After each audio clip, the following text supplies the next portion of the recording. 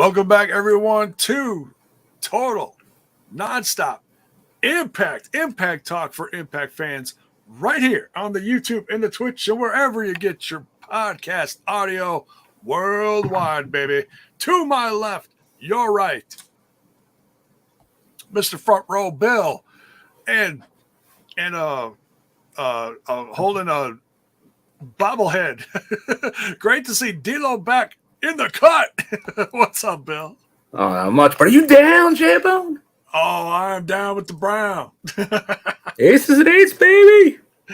Aces and Eights has returned to the Impact Zone. And in my professional podcasting opinion, that's some pretty good news. I know some people may have some opinions as far as members that showed up, but you know what? They showed up and they came to fight. They were not sleeping on the job. So I'll take it. You don't walk alone, J-Bone. Now, obviously, you don't walk alone. It's me and you tonight, J-Bone. We're not walking alone. We're walking together. We are some aces and eights tonight. But I'll tell you, it's good to see them. I had seen different interludes here and there over the last handful of years. But it was good seeing Garett and Wes there again. And then with D-Lo, I know they kind of did some kind of aces and eights tours with good old Gallows and D-Lo. So this was a cool moment for sure. And we'll see what happens because I don't think it's just going to end there. We'll go over what happens at the end there, but it feels like there's more to this story with D-Lo. So it's going to be interesting to follow. It could be,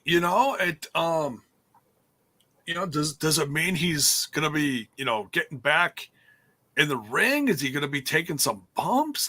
Could he be the fifth member of Team Impact? Oh, I mean, he certainly could be.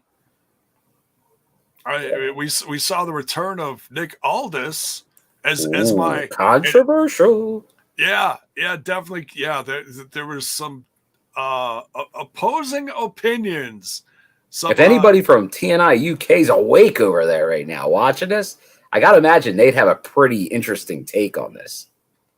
Yeah, I mean, I think some still love him, but I'm not sure if they all do. He has stayed in shape and he has put the brand of NWA on his back for the last handful of years to do his best to carry it. So look, love him, hate him, whatever. I know he's had some not so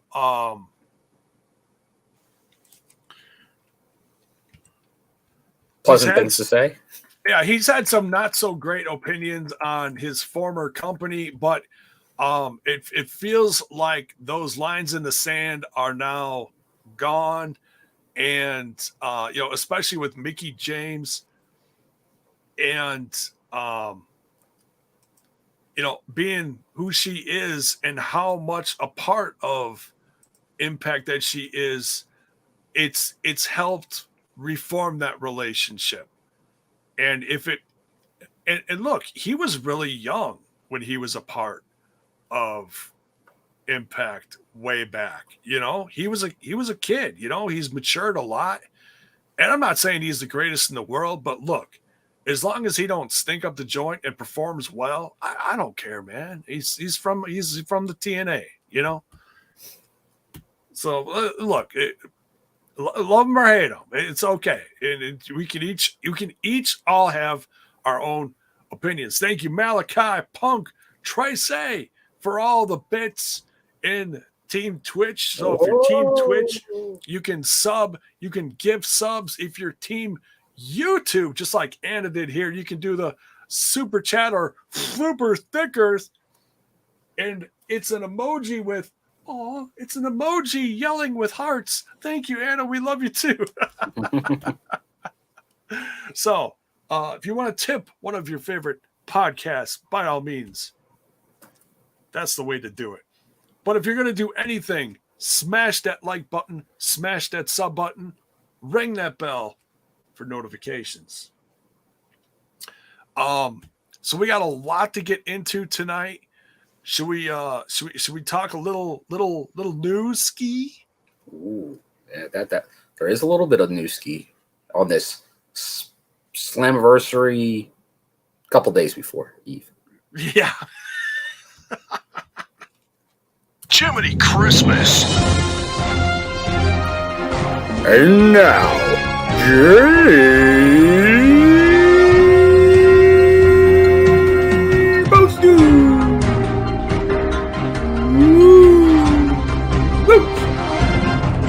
Searching for my fake wrestling news.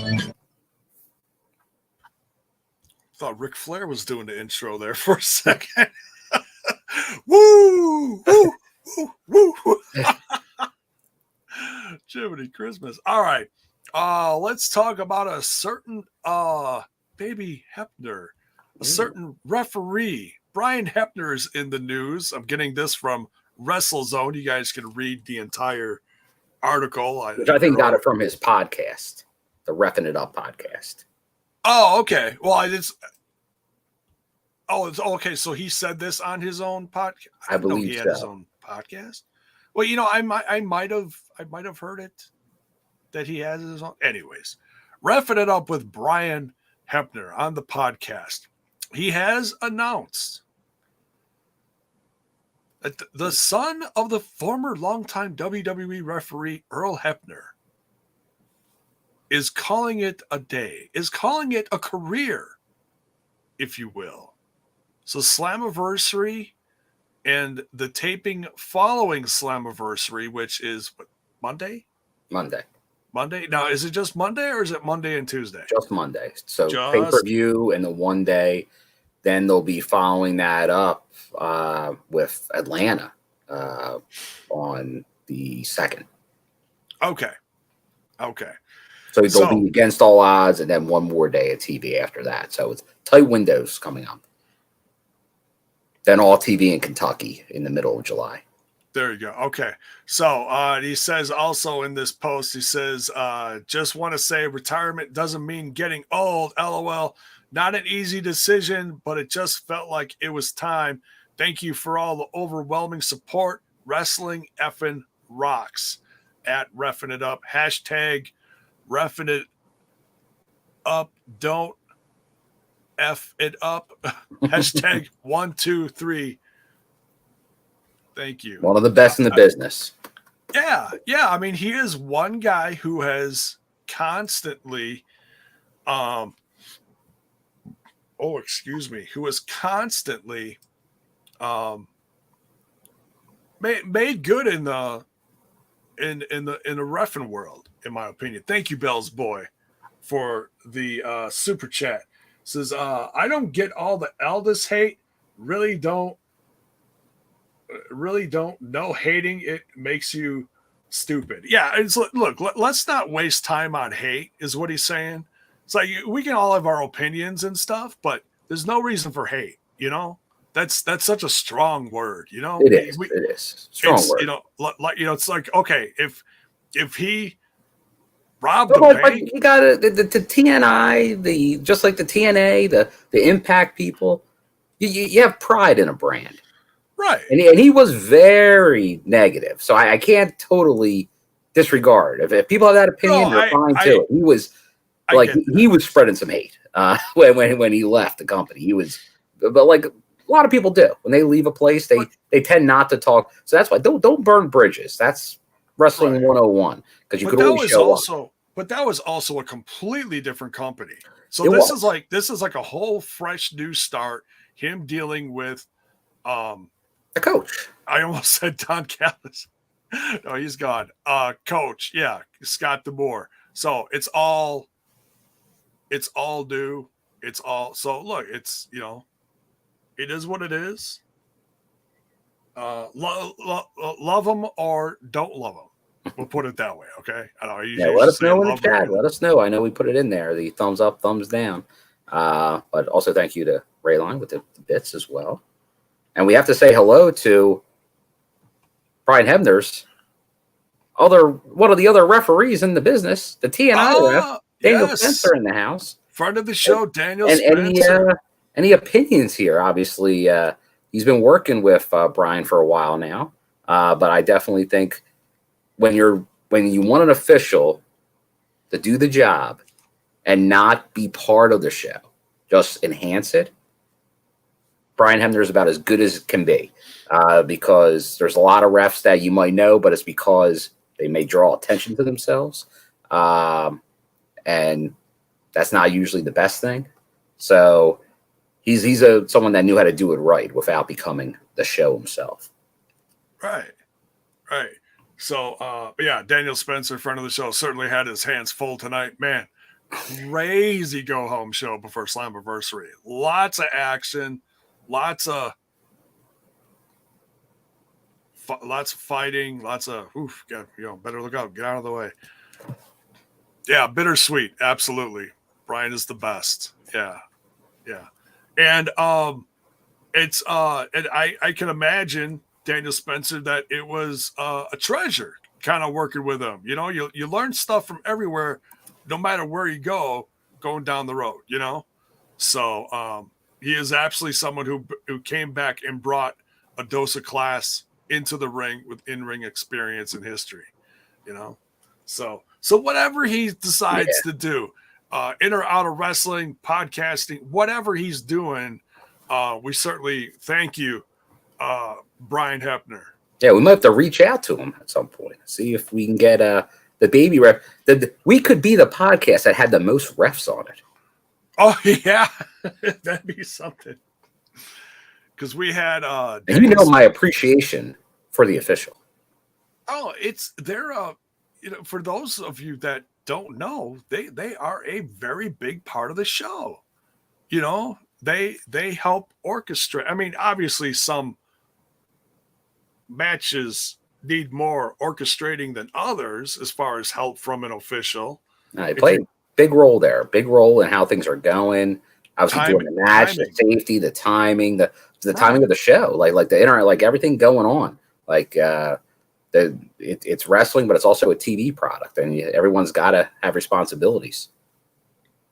Oh, here we go, Daniel Spencer. Oh, there we and go. Feel free to plug Daniel Spencer, but listen to my podcast, and then listen to us talk on his podcast, Roughing It Up, this week, and we talk about how much he helped and molded him. So there you go. There you go. See, that's like from one generation teaching another. It's beautiful. The first family of reffing officials, no doubt. I tell you, that is one thing that's stuck in my head. And it's part of my youth, thinking about specific memories in wrestling, is Hulk Hogan holding both Earl and Dave Hebners, trying to figure out which one was the real Hebner brother. That was right before, was it WrestleMania 3? It was that time period. It was 3 or 4. Like, yeah, that was the era of that. I think that's when Andre became champ. Ooh. And it was on the road to that WrestleMania. Yeah. And Hogan was just losing his mind. Oh, what's going on between you and my daughter?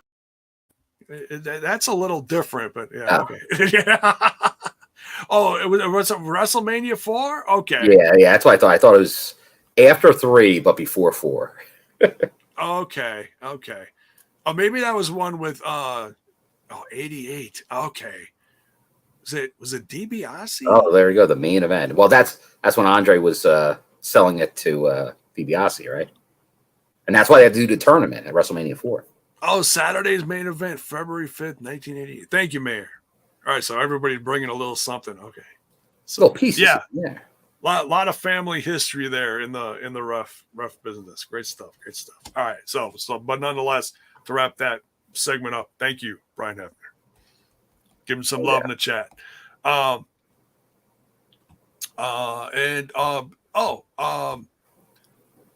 Let's have Bill talk about some. Now, what did you see this last week? Expo Lucha? Expo Lucha this past weekend, and we did get some Impact talent there. Black Taurus on night 1. was great to see Black Taurus in action. There He was you go. in a tag match facing that former member of the Lucha House Party. But his team did win, so I was glad to see. He was going against the partner was I believe that's Sam Adonis, who had a BTI run on Impact not long ago. I'd like to see him back. Sam Adonis is a very underappreciated wrestler, but he does great in AAA. He's like the American heel, and he does a great job of it. Yeah. But Black Taurus, obviously, always impressive. Every time you see Black Taurus, like when he was at the Collective down in Florida a while back, he's got a lot of upside. That's the one I think Impact can use even more. Just like Laredo Kid. Laredo Kid, obviously, this is Expo Lucha. He was there night 2. He was supposed to be there night 1 in the main event, but some type of travel. So he couldn't make it till night 2 and got put in a 3-way match with Gringo Loco and Aries from MLW with the weird style. And it was definitely the match of the night on night 2. So Laredo Kid, you've seen it in Impact matches before. He was by far the most over guy with a lot of a bunch of legends of Lucha Libre on that same show, and he was by far the most over guy on the show. Like I think even more than Lince Dorado, who's obviously coming off up north. So definitely Laredo Kid and both Black Taurus. I think they could really go even farther in Impact right now. Yeah. But good wrestling, good show. I'm sure they'll do it again next year somewhere. Definitely recommend it. A fun time for sure. Big fan of Lucha Libre. If you ever have any Lucha Libre shows coming to a town near you, definitely check them out. It's a different wrestling experience. It's not your typical indie show wrestling. It's kind of has its own unique experience, but good wrestling for sure. So definitely, and I believe the one was live on Fight, and I think the second show will be replayed at some point, probably on Fight as well. So definitely check it out. Some entertaining matches. There you go. I did want to give an update on. So some people were dropping stuff about this during the live reaction. And there's a new series.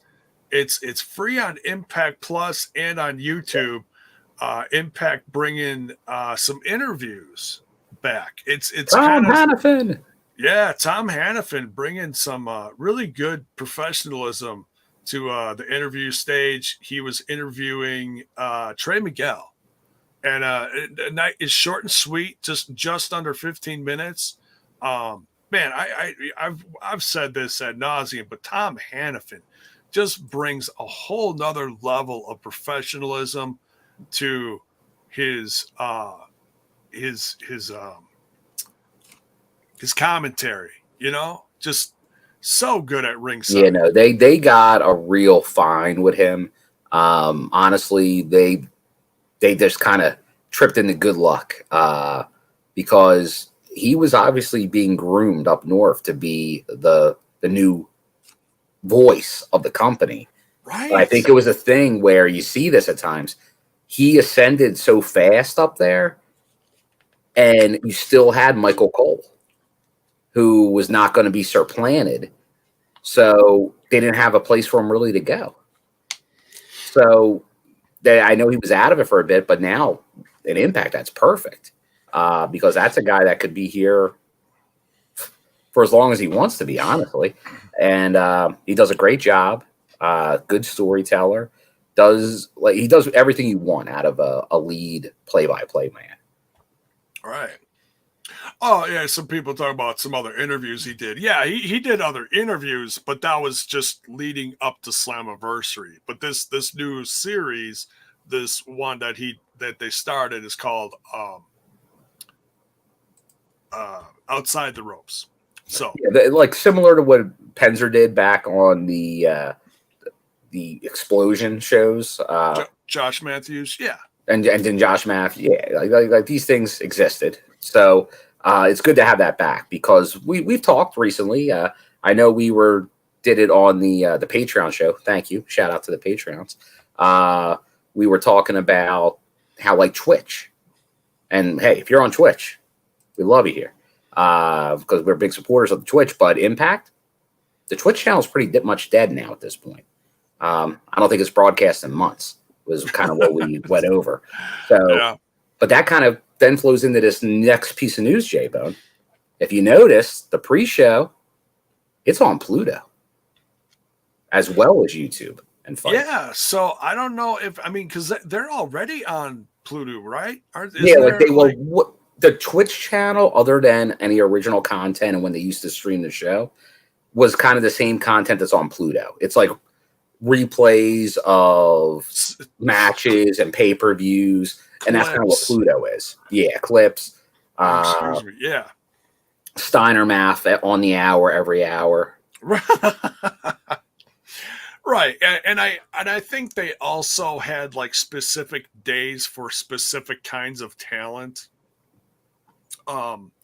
Which I don't remember what it was, but I know when I first looked at it, they had like Hogan era stuff this day, classic NWA TNA stuff. Each day had different focuses or specials that they would, So maybe Pluto is actually going to be a little more focused on instead of just random stuff. Who knows? Pluto, that should be something to kind of explore more because it's a streaming service or there's people watching it.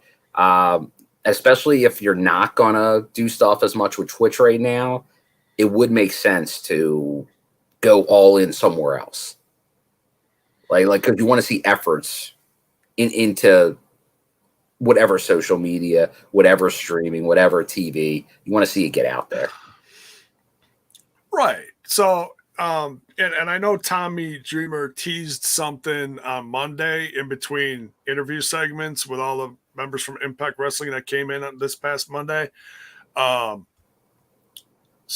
who knows? It might be a bigger thing with Pluto to actually stream on there. And Critical Sting saying they have done it, but they didn't advertise they were doing it. They just did it. Oh, so interesting. Well, there you go. Maybe that's it. If anything, hey, kudos to Impact for now keeping a message out there because that is something. Right. Hey, we're honest here. Not everything is out there that really promoted the best it can at all times. So getting on the same page, letting you know where you can see stuff, when, advance, that's all good news. And the better they get at that, the more people that can tune in, the more eyes on the product. Right. Yeah, not a bad thing. I mean, YouTube's strong. Oh, get out of here, Courtney. Get out of here. I never said flop.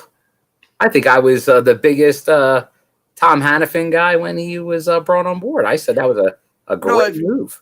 If anything, I said something to the effect of I was a big fan of what's the guy before? I'm sorry. Oh, Striker. I know people thought I was not a fan of Striker. I thought Striker was fine. I just thought he had, I know what he was trying to do by really pulling out heavy details and old obscure references. Oh, yeah. And people that like that loved it. I don't think that's great for the casual viewer. So I just thought that, I don't know if that's bringing in as many people as you want. Hannafin is that's more, anybody can tune in to a broadcast of Hannafin and be like, oh yeah, okay, all right. Right. Tell me what you're saying. Yeah, and Hannafin will still do that to a degree, just not as much. Yeah, I thought Striker would be great in a 3-man booth. Because I think you just need you can do that, but just not all the time. It becomes too much. Yeah. So, but yeah. So. Oh, look who we got. We got Lakers. Go Lakers. Good to see you here, brother. Anything? Would you go to run down the updated Slammiversary card? Is that what we're going to do? We can do that. I know if you want to go to You know what? Alicia's not here. I'm gonna play it. If you want to listen to a little fake wrestling news. Longing for that fake wrestling news. Don't believe anything that you read on the internet.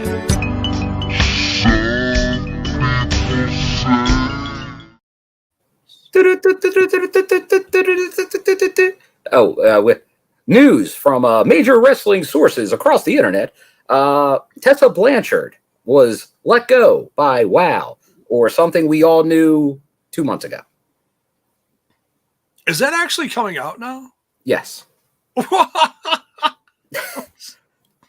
I'm just waiting for a recap that Fallah Bahh is no longer with the company as well. Oh, by the way, breaking news. Fallah Bahh is no longer with Impact Wrestling. Occasionally this stuff happens. Now you know. Yeah, and look, it's sometimes we hear stuff, we know it's legit. So we talk about it. It's not to put out stuff beforehand wrongly. But we take pride in not putting out BS. Yeah, and do we get stuff wrong here and there? Yeah, we're not perfect. But come on, when it's like months later, do yourself it a just service. feels like for some reason, is it me or like the last 6 months been like wrestling dirt sheets putting out Impact news just months later? It feels like that's been a trend for whatever reason. Crazy. The same dirt sheets that report, this guy's not signed to a contract. He's working for another company. And then when they finish up tour dates with Impact, look who left the company. Who Impact can't keep anybody. Come on. Oh, Gary Rossetti letting us all know that Ethan Page is also not with the yes bonus, baby. Fallah Bahh is no longer with the company. I almost wore my Fallah Bahh shirt tonight, but I was like, no, man, I'm gonna wear just something Impact branded. I got hard to kill, so get over it.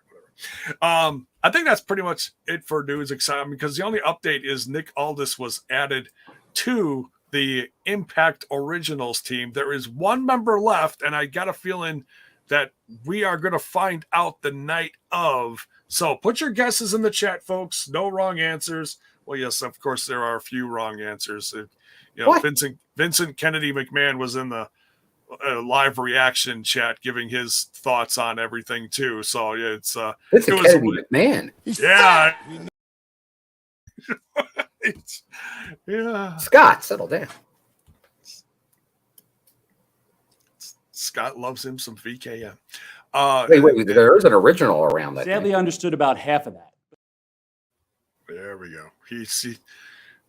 Tommy Dreamer knows where all the bodies buried too. No, just kidding.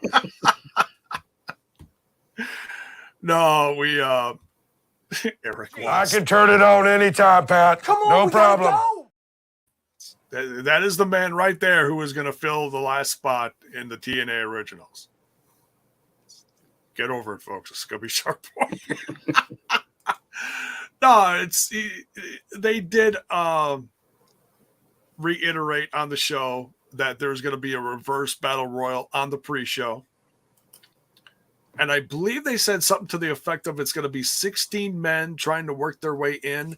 No, that was the first one. They did go the rules. They kind of used a little bit of a flashback to show footage from the original reverse battle royal, which is, I got to give kudos, because I don't know if this was in the works, but I know Cornette recently was talking about this. They're like how horrible the reverse battle royal was. So if they did this as just like a massive troll job on the LOL TNA crowd, that's fantastic. Coach, well played. Right. Look, and it's not meant to be taken that seriously. No, it's not. It's on the pre-show. It will get some people on the show. And it is I know Scott, when they put it out there, is like, we are recognizing the great things about our past and maybe the not so great things about our past. Right. They know it's, but it's what made TNA TNA. It's not without flaws, and they're embracing all of it. And that's what wrestling is, Some stuff is just mind-blowing awesome, and stuff that makes you maybe not necessarily cringe, but ha, so yeah. Well, that's the thing. I know, like a couple days ago when this was announced, people on the internet were melting down, taking it serious, like very seriously. What's going on here? What are they doing? Company's ending, man. Oh yeah, it's like, come on. It's meant to. It's on the pre-show. It's meant to have some fun. Come on, it's let's not jump off a building here because of it. Don Callis is no longer with Impact, J-Bone. What? Hold my scarf. What happened to the 5-year plan, brother? You were supposed to be the chosen one. You bloody fool. Hold my scarf. I'll tell you where you can stick your scarf, Mr. Don Callis. And let me tell you something about that Kenny Omega. Not fans of Mr. Cornette in the chat right now. He's not one that also speaks highly of the company, so that's fine. And yes, I'm 164th British, so I'm allowed to speak like that. Anyways, we continue. Oh, Jiminy Christmas. What else we got? We got Rich Swann versus Brian Myers, who is so lovingly handed over the possession of the digital media championship. So, but Rich Swann is the champion. He's just not possessing it because Matt Cardona stole it back. So that'll be a bit of fun on the pre-show as well. That son of a bitch. Ooh, settle down there. You'll get it back. I promise you, Rich. There was I see it's mentioned here because this was mentioned by Scott in an interview, so we should definitely mention it. T. Hughes says, finally, Scott admits it was Glenn Gilberti that actually invented the Ultimate X match. We know on the show, the pay-per-view, it was given credit to Don Callis, like he had the picture. He's like, look at this. But it was really Glenn Gilberti. And that's right. We can't give you a picture of Glenn, but we can give you a picture of one of our co-hosts with his music. Disco fever, disco fever, disco fever. Yeah, yeah, yeah, yeah. Love you, Trent. I was just talking to him earlier tonight, and his band, Hemi, just released some hot off the press t-shirts, courtesy of one professional artist, One of the Dead. Go get yourself some Hemi merch. Speaking of news, parlaying that. Oh. One of the Dead is also creating the exclusive Bullet Club merchandise for One Ace Austin. Oh, I was really hoping that was going to get launched tonight. I've been really keeping an eye on the socials when I can this past week. It will be. It's been a bangorama. It absolutely will be a bangorama. You're damn skippy hippie. Oh man, that's gonna be wild. I mean, we were excited about Chris Bay joining, but there is something about Ace Austin joining that just came out of nowhere, and he has just been ripping it up in Japan. I can't wait till he gets back. I mean, of course, we want him to come back home safely, but he and Bay, I believe he's home now. Is he? Okay. But he and Bay are really going to bring something special to the Bullet Club, to the Bullet Club presence in Impact Wrestling. What's the link for the Hemi merch? You know what? Let me go to Hemi Music.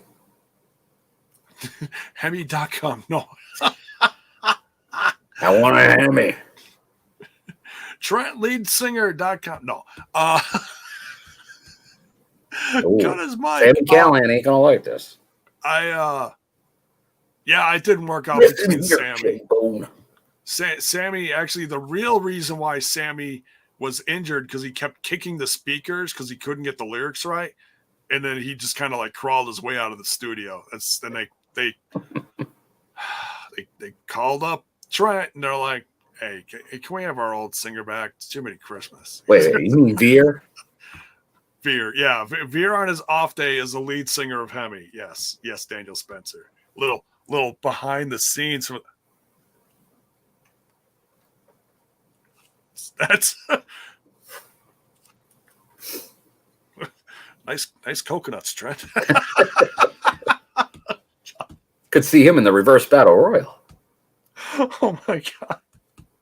He might be there joining you. Jiminy Christmas. He's gonna jump the railing, coconuts and all. He's gonna hand his coconuts over to Johnny Swinger. This is a bunch of crap. This just sucks. Absolutely. Oh, what the hell were we talking about? I don't even know. Oh, you were bringing up merch and stuff. All right. Okay. Do you want to quick just run down the card? I will find that link for the Hemi. All right. Merch. The official card that is announced. Now I don't have the graphics here, but I will. Oh no, that's fine. Just all right. Go to. I just want to make sure I'm giving exactly what the company's given here. I won't accidentally. Just go to the. Yeah, I'm going off their the site. Band page. I mean, event The page. band Oh my God. Come on, J Bud. I'm sorry. I'm looking up this and I'm listening to you. I'm trying to. This is Jay. I'm trying to multitask. I'm just going to shut up now. Go ahead. In the pre-show, we got both the Digital Media Championship, Rich Swann against Brian Myers. Rich Swann, the real champion, but it'll be determined. The Reverse Battle Royal, we do know two people in this match. We know we got Shira and Johnny Swinger.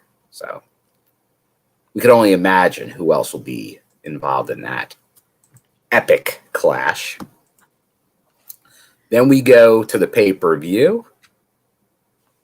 And we'll start with the Knockouts World Tag Team Championship, where we got Ragnarok reunited, Rosemary and Taya Valkyrie. Oh, and that's also news. The new MLW Women's Featherweight Champion. Oh, Congrats. yeah, congrats to her. That's awesome. Like, whether you like the brand or not, that's still great for her. She's killing it. Yes. Absolutely killing it. And they will obviously be going up and challenging the Influence, Miss Madison Rain and Tennille Dashwood. Monsters Ball match. The return of Sami Callihan against Mr. Impact Wrestling, the wrestling god, Moose. We got the 5-on-5, the 10-man, Honor No More, Eddie Edwards, Taven, Bennett, PCO, Vincent against the Originals, now featuring Nick Aldis, known as Magnus, Motor City Machine Guns, Sabin, Shelley, and Frankie Kaz Kazarian. And a mystery partner. Put it in there. Who's it going to be? Impact World Tag Team Championships on the line.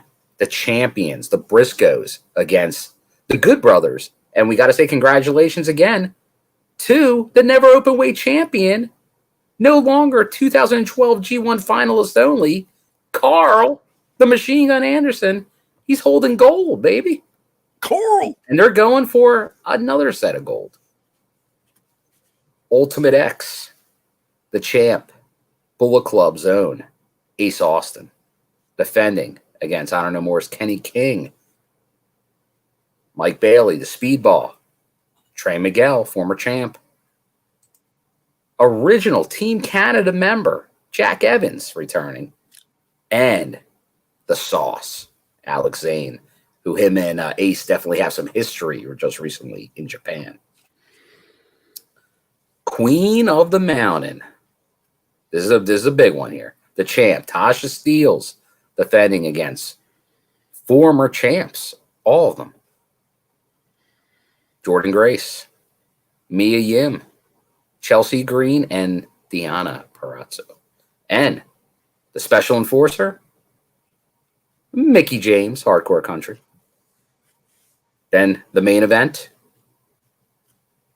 Eric Young, original, two-time world champion, leader of VBD, Team Canada experience, legend, TNA Impact. And don't against forget, the champion. Former ex-husband of knockout champion ODB. Bam! Against the face of the company right now, the Canadian sensation. He is the walking weapon, Josh Alexander, in your main event. There we go. Tremendous card. I have ordered it on Fight. Look at my 4 bonus points out of it. All right, here we go. Belowthecollar.com. Oh, you're getting them. You're getting them, Lakers. / Hemi Music. The link is in the chat. If you want to click on that, show the people, please, Bill. There you go. Belowthecollar.com / Hemi Music. And go check out the latest. You know what? Let me do a little share screen of Rooney, because this t-shirt, I mean, all their t-shirts are sick. If you like heavy metal, but especially One of the Dead, oh my God, Bill, check this out. Share screen. Here we go. Ladies and gentlemen, the official Death Wizard. Look at this thing. This is sick. The Death Wizard. That's one of their like singles that they had. Yeah. So when I first looked at it, I'm like, what is that? What? And then I saw what the t-shirt was called. And I'm like, oh yeah, Death Wizard. Yeah, awesome. So straight out of Chi-Town itself, go get yourself some Hemi merch. I don't know if there's any sales going on right now, but it's $19.99. That's pretty good. So, Giving it away. Right. She says, my favorite colors. Yeah, the colors are sick. I think it's also done in black and white, but you're going to have to check the website on this. So just check the colors when you go to the website if you are so interested in purchasing some Hemi gear. Okay. Right. Now it's time to go over the show and then the review. Dude, I'm exhausted. Let's just then we gotta go. We gotta go over the predictions. I know Lakers here. He's dying for the predictions. We'll give our picks. I promise. We'll get there. All right, we'll make it. All right. So first tonight we kick off with some. Well, first we get the last credits, intro credits. Oh yeah. Previous music. Right, and I don't remember from what year this was. I think it was someone in the previous live reaction said Hogan era. Yeah. That was Hogan era. It was the post cross the line, which was for a 2009, 2010 ish. Yeah, maybe because they still crossed the line when he first got there, and then like maybe 11, 12 ish era, 13. Okay. Gotcha. Still while the machine guns were there before they left. Oh, great. 2010 there, Sting. Okay, 2010. Right at the end. And they changed it. Yeah. So, all right. But yeah, it was fun to see that. And then they incorporate all the modern era. They always have the stock footage of the machine guns from that original entrance they can put in, which is yeah. see. There you go. All right, so we're starting out with the knockouts action here. We got Tasha Steelz, knockouts champ with Savannah Evans by her side. That's it. Losing my voice. Walking wounded. No, we're gonna get through this. Play through the pain, J-Bone. We got it. We got this. Versus with Savannah Evans versus Mia Yim and Jordynne Grace, going into this Slammiversary weekend. Who is going in with a win because they've got the Queen of the Mountain match, Bill. Tasha defending against some of these knockouts. Of course, Savannah Evans is going to be there. Probably, I imagine Mickie James is going to get in the mix a little bit. She's the enforcer. But what did you think of this knockouts tag match? I thought it was a very good way to open the show. I thought everyone got some stuff in here. They all look pretty strong. I think Savannah I think she's been looking better and better in the ring. I thought like when she's the one that's not in the match, not the champion, I think she had a nice showing here. Obviously Tasha and her come out on top here. So the champion looking strong going into the pay-per-view. And I did like how they went backstage showing Deanna and Chelsea for you kind of get a little bit of everybody in this match.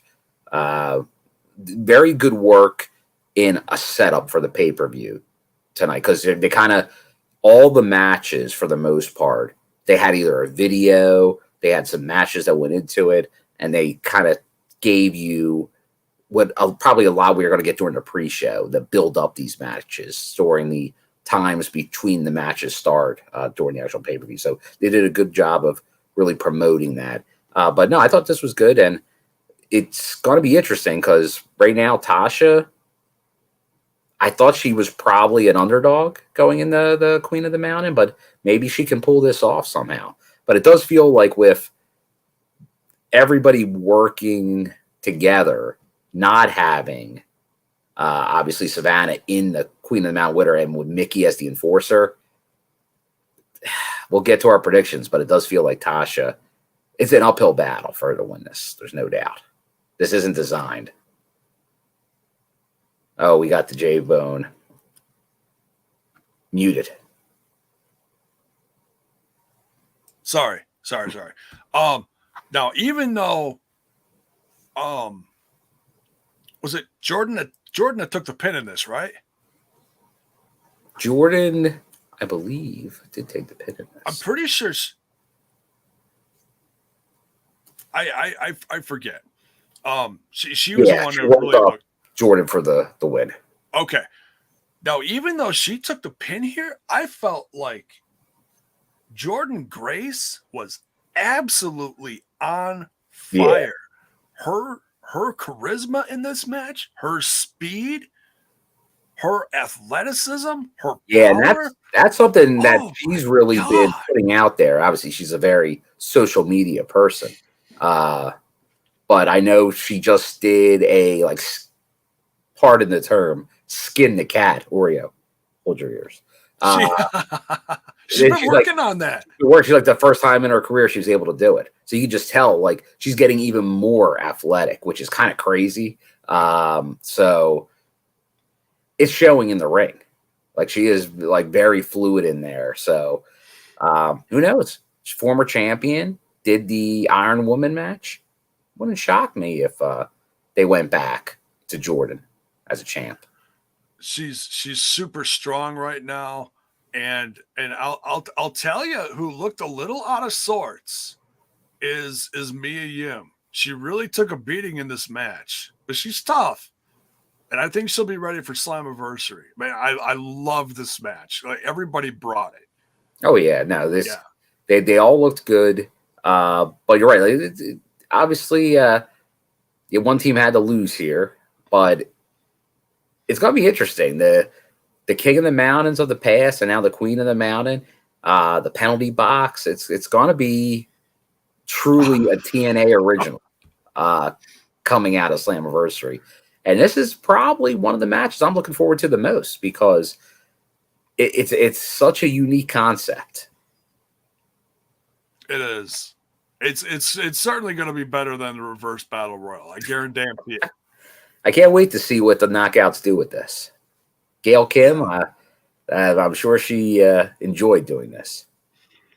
Yeah, there was leading up to tonight's Impact Wrestling, there was some footage that when I was getting my tabs ready on my computer, they were showing footage, and I'm sorry, I don't remember the year. It's 2006, I'm guessing 2007. It was Kurt Angle, Christian. Yeah, they showed a quick clip of it last week, but they were showing it right before the show started tonight. Samoa Joe.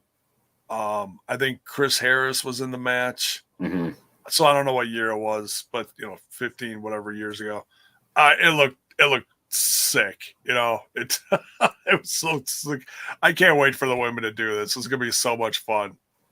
It's gonna be nuts. It's really gonna give and we've seen that over the last handful of years. We've seen the knockouts given a chance to do so many firsts in a positive way to represent professional wrestling as a whole, but women's wrestling, and they're going to do it again this year. Just when you thought that Impact Wrestling couldn't pull out anything for them to do a positive first for them, it's like, all right, no. So next Slammiversary, they're going to do the knockouts reverse battle royal. No. But this is going to be a first. This is going to be great. I can't wait. Yeah, it's going to be great. Now, I know Mayor here is saying it, and there probably is people that are wondering this. Explain the rules of the Queen of the Mountain match or the King of the Mountain match. It is a reverse ladder match, pretty much. So the whole thing is all the competitors, you're not eligible because what you got to do is take the belt and climb a ladder and hang it. But what you have to, so what happens is you get a pinfall or submission. That person that is the loser of the fall goes into the penalty box for 2 minutes. And then that person's eligible to get the ladder and put it up. That's the only way to win is you got to get that. And then, so it's a reverse ladder match with the penalty box stipulation. So it's definitely something only TNA could do. Right. And Charles says here, it's a bit of a mess, but it's fun. I'll tell you, some of the most fun stuff is old footage of Jeff Jarrett getting put in the penalty box with someone else who absolutely hates him. And then Jeff Jarrett just absolutely, he just gets the crap beat out of him in the penalty box, by, Rhino or someone like that. Fighting inside the penalty box is fantastic. It is, yeah, because you're just like a phone booth, So it's, for those of you that don't know what a phone booth is, just Google it. And I'm not talking about one of those freestanding ones where you walk in and there's this little bit of glass on either side. No, I'm talking about the full, 12-foot tall phone booth that you open the door, you go inside, and you sit down and make a phone call.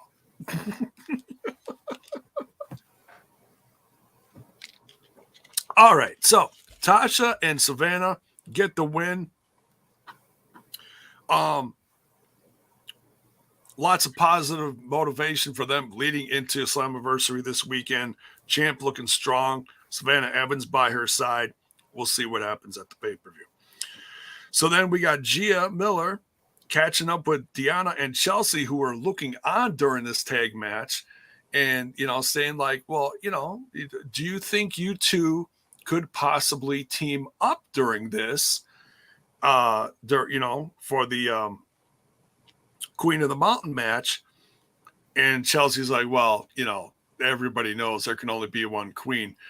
And then Chelsea, this is funny. Chelsea looks at Gia and says, yeah, you're right. There can only be one queen. So it's so they're both in agreement. There can only be one queen. They're going to go in and help each other to a degree.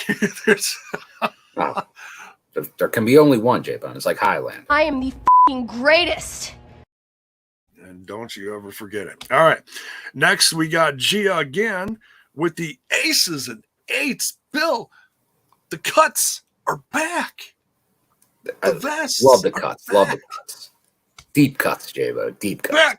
Back in the cut. We got aces and eights. I almost said Eric Bischoff, Jiminy Christmas. No, not Eric of Bischoff.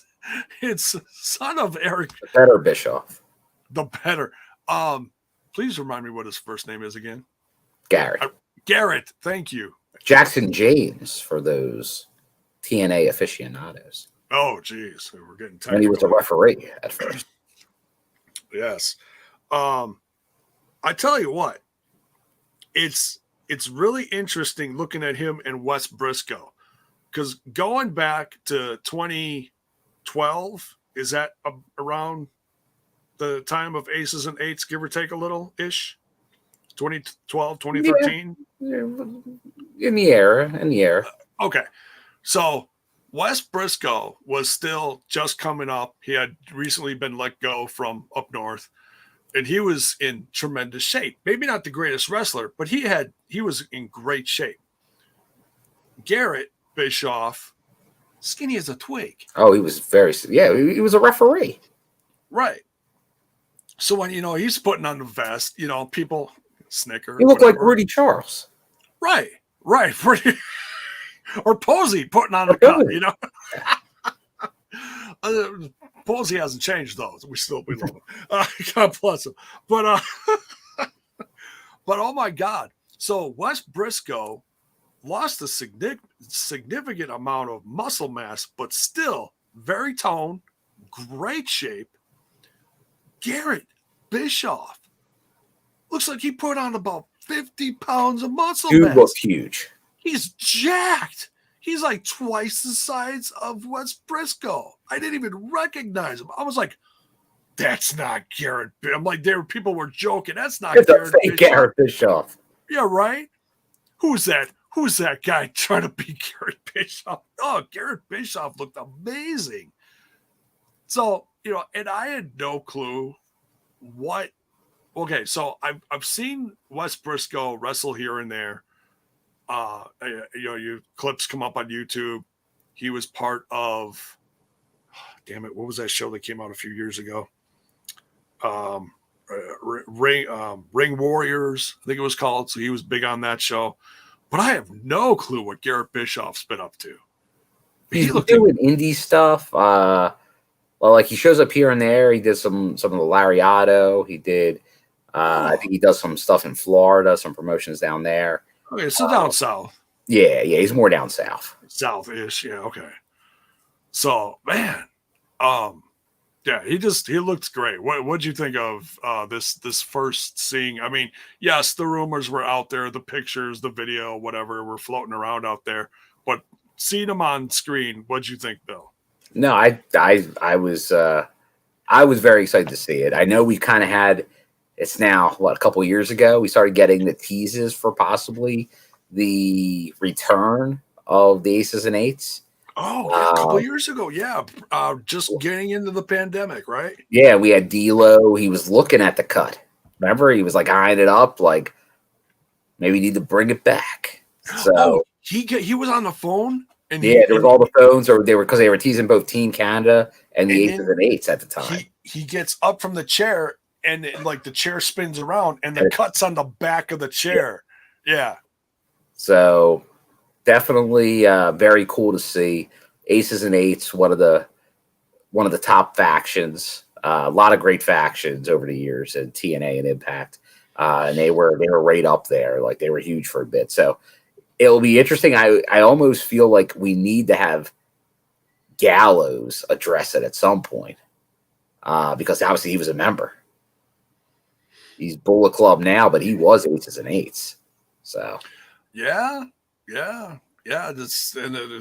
you watched any NWA stuff from this past week, some even more interesting stuff, because we had a rekindling of Bully Ray and Nux, and so maybe it all comes together. Maybe we get Nuxie back. Maybe we see Bully Ray. Oh, never know. Bully Ray looks like he is in. I mean, he was a big boy when he was president of the Aces and Eights, but he is Presidente. tough. He has lost a lot of weight. He looks in tremendous shape. He took a hell of a table bump. Oh, here's Gary. Breaking news in August. Aces and eights back in Impact Wrestling. Oh, thanks, Gary. Yeah, by the way. Oh, now, Kenneth here, speaking my language. Maybe Brooke Tessmacher. Oh. Let's bring back Brooke. And like they could do a big thing. Brooke's coming back to Impact Wrestling. And it's Miss Tessmacher. She walks out with the cut on at the. We know what you want, J-Bud. The You want assless chaps, and you know it. I wasn't going to say that.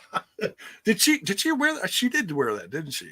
Or some kind of like the little biker. Yeah, that was the impression to give by like yeah. That's part of the gear, but that was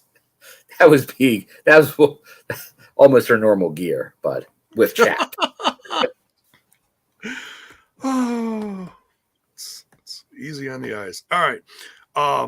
So then Honor No More comes into the screen here, and D'Lo Brown helps break up a brawl here between Bischoff, Briscoe, and the guys from Honor No More, namely Kenny King and Vincent, who are going to be in the tag match later. And D'Lo's trying to calm the guys down, like, hey, it's been a long time. We don't do things like that anymore. And Garett was like, you remember wearing that, right? And you're a man of authority around here, right? Well, maybe you could see things our way and maybe help us. And first they call him corporate D'Lo. Oh yeah. It's like, oh, you corporate D'Lo. Going corporate on us, And he was like,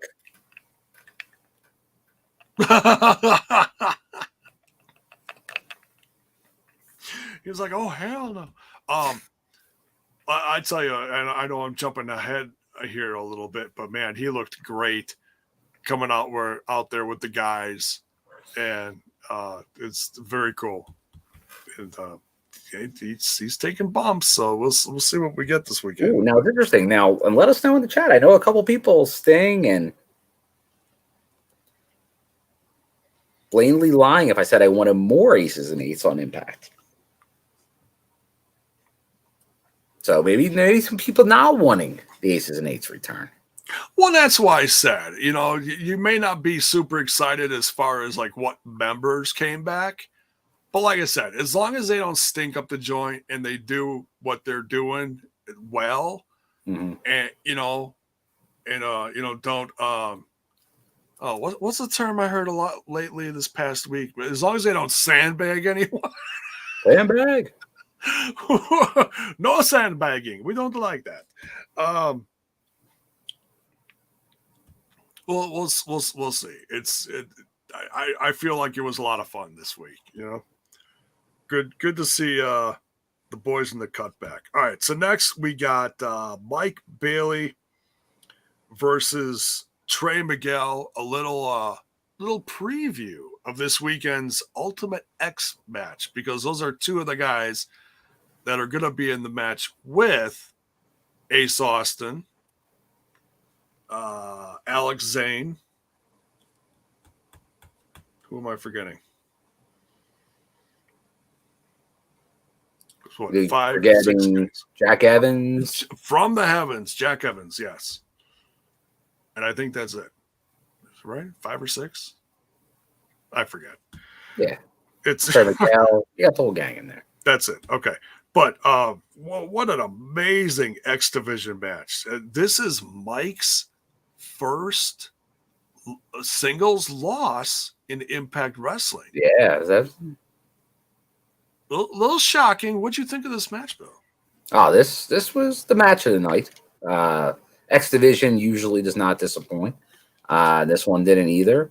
I think you're going to see a run back of this at some point, just like we have great matches with Ace Austin and Trey, Mike Bailey, Trey. Like they all can go, and it is surprising. I know. It's kind of saying like Mayor saying Trey Like he was already in the ring. He didn't get his entrance. Mike Bailey got the entrance, and then he did not win. So, but you know what? You can't have, if everybody starts out undefeated for like ever, you can't have everybody be undefeated as a way to get him over. It's almost good that you get and you look at it like people with Honor No More. They came in, they won, but then they lost, and people are like, "Oh man, they're losing matches." It makes it. You go in every week not knowing who's going to win a lot of the time. So I think that's good. You can't win them all. You're going to lose matches. So I don't think that really hurts Speedball momentum. Like he may have lost tonight, but do I think he has no chance of winning the X division, the Ultimate X match? No. I think Ace though is looking really strong. Ace has a lot of momentum behind him, especially after, and for those of you that have not heard, Ace Austin is the newest member of the Bullet Club. It's too sweet. Watch for the merch. I'm sure it's going to be coming out soon. Hopefully it will come out by Slammiversary. That'd be cool. That'd be great. If he comes out wearing it with some Bullet Club leather like he was wearing in Japan. Man, Ace has just been killing it with that crew. I'm so proud of him. Well, since we're talking about Chris Bay, I see it looks like it did officially end. Congrats to that basketball team from the Bay, those Golden State Warriors, on winning the NBA titles, defeating those Boston Celtics in 6 games. About time someone won. So now that that's over, come watch your TNI Impact Review Special Slammiversary Prediction Show. Because that's what you really want. That's right. Going all night. Oh, not all night. But yeah, amazing match. Trey Miguel getting a tremendous win. And like we said earlier, if you came in late, make sure you check out his interview with Tom Hannafin interviewing Trey Miguel. It's on the Impact YouTube and on the Impact Plus for free. So now we're talking all these aces and eights. Now people want a menagerie return. We love the menagerie. Alisha's a big menagerie fan. The only one I still love to this day is Rebel. Are you? You're not going to support Crazy Steve?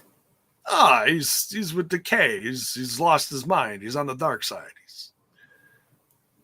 You're a Rebel guy. I got to stick with you for a freak Rob Terry guy. I don't know. I met Rebel. That's Rebel's great. She was wonderful. She was adorable. She's great. You know, someone's got to keep that Britt Baker in line, Bill. You know, Rob Terry. If Douglas Williams was in it, I might say the best member of the British Invasion. Oh, there you go. You notice the name I didn't say. Of course. No surprise there. All right. So, like I said, Trey winning here, going into Slammiversary weekend with some momentum. And certainly that loss did get inside the head of one Speedball Mike Bailey. You could tell when he lost that match, he was shocked. But hey, you can't win them all, and maybe that'll bring him back even stronger into this weekend. We'll find out. Masha Slamovich going up against Mrs. Eddie Edwards, or as we like to call the leader of Team Lish, Alisha Edwards. Team Lish. Sadly, Team Lish, Alisha Edwards, did not fare very well in this match. Sadly, like her own hometown Boston Celtics tonight. Oh, wow. Lost in about 10 seconds. Snowplowed. The old snowplow. As we get into summer. Cody Khan's favorite finisher. I noticed she was speaking a different dialect. I get nothing. I don't even get a chuckle from you, J-Bone. What's that? I said Tony Khan's favorite finisher. Oh yes, There you go. Come on, man. sorry. we're trying to keep it together here. That is correct. It's tough for me not to do that because it flows. No, it's not Reba. It's Rebel. Get it right, bonus. It's all about the journey of Masha Slamovich at this point. I think we know by looking at the end of this match who is next. I'm a little surprised that Giselle Shaw did not get attacked. Mm-hmm. But we'll see what's next for Masha. Yeah, it's interesting. Like She's on a roll. The Giselle reactions makes you not sure really what's going to happen there. Could she be in cahoots with Masha? Who knows? I think Giselle Shaw is next, and I think Masha Slamovich is living rent free in Giselle Shaw's head right now. Maybe. Just saying. Courtney, yes, there was a BTI match, Laredo Kid versus Blake Christian, but because of how they continue to air it, you can watch the cable feed and the BTI match. Oh. 15 minutes earlier, people. 15 minutes earlier. Put it online at 7 Eastern. Plenty of time. It's an hour show. But obviously now it's online only. It's only a 45-minute show, but it runs in because they're doing it for just the YouTube viewing experience. So as long as we're going with cable, sorry, BTI. And we are about the biggest proponents of BTI that there has ever been, J-Bone. Right? But it doesn't conduct, and they use their social media. It's real weird. They do that for YouTube, but then their social media follows cable. I can't explain it. Like I said, the messaging, that's where some of the messaging gets lost right there. And once again, is that a minor thing in the grand scheme of things? Yes. But for questions like that, little fix there. Air it slightly earlier. Right. Or you can have it finished before 8 p.m. Eastern and the Access TV broadcast. It's like Steiner math. Then they throw it on Access TV again. I'm not sure why it's not on there. Instead of the lead-in of an old pay-per-view or Impact on 60, I guess. It is what it is. But yeah, I'll probably go back at some point and watch it. I always say I do and then I forget. But someone remind me later in social media. I'll do it. I'll check it out. I think they put the match out separately on YouTube, like a few days later. I think I could be wrong, but I think they do. They do that with some of the matches. All right. But yeah, Masha Slamovich wins. We'll see what's next for her. I don't see. Maybe she'll show up at Slammiversary, or maybe she'll do something big at the tape. I think she'll don't know. play a role. Who knows? Maybe she'll be in the Reverse Battle Royal or something like that. Oh. She knocks out Swinger. I don't know. We'll see. We get a segment later after this with Rosemary, Taya talking to her, actually saying the team name Ragnarok. So, and then something happened. And then they'll save Havoc. They'll say, yeah. So Taya basically verbally apologizing to Rosemary for leaving, abandoning her. It is what it is. Roads are taken, promises are broken, but the ladies are back together. So I think if they can put their heads together, we'll see what happens. They're certainly going to be a team to be a force to be reckoned with. Then we get the Briscoe brothers, no relation to Wes Briscoe, seen earlier. No, very confused.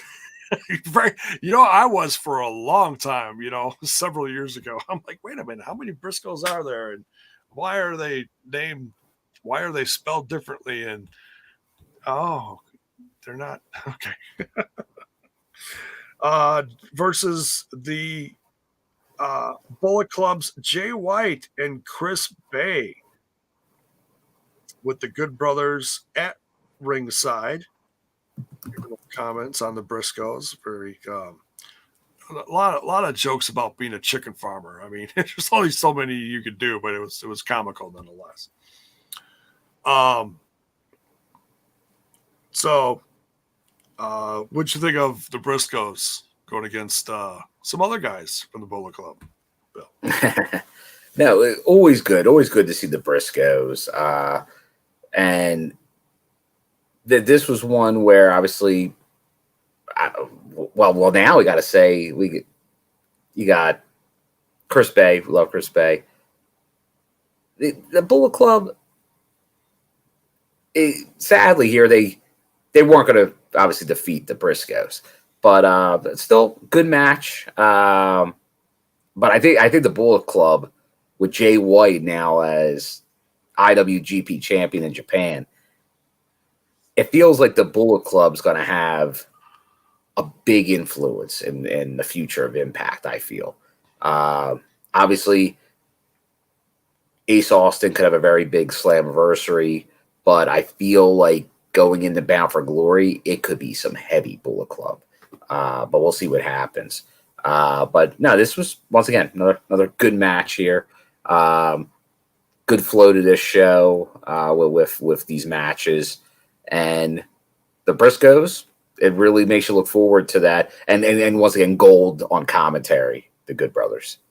Oh yeah. There's cracking jokes, bragging, So yeah. Yeah, that's what if you're new to the Briscoes, like watching them on Impact Television, they're sneaky athletic, man. They are. They're very unpredictable. Like you really okay, if you've seen a bunch of Briscoes matches, you kind of know their move set and what they could do next. But if it's all new to you, you don't know what, especially a guy like Mark Briscoe. Very unpredictable, very uncanny.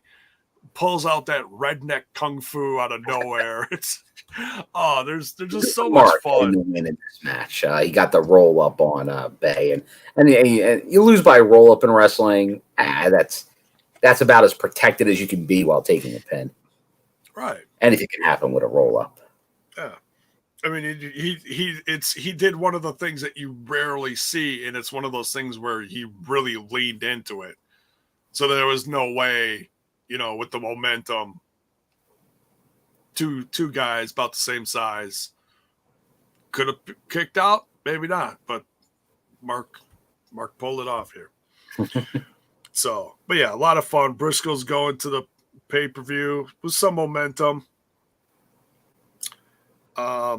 We then now this is funny. Now some people who have Spectrum cable, like myself, saw something a little weird here when they were doing the announcement for Nick Aldis in this match for Team Impact or Team TNA or whatever you want to call it, as far as the originals. The screen started getting a little glitchy. Oh. I thought maybe ICU was doing something. I was like, what's going on? A few people in the live reaction were like, oh, you're not the only one that happened to your TV. So I was like, oh, okay. That was Spectrum. It was Mean and Men Mafia somewhere going. Magnus is back. Right. Mean and Men Mafia represent. Play the music. Hell yeah.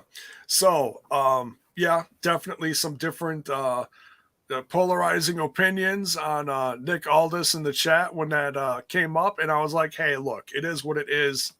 You gotta be realistic sometimes as far as like who can they actually bring in at this time that is an original.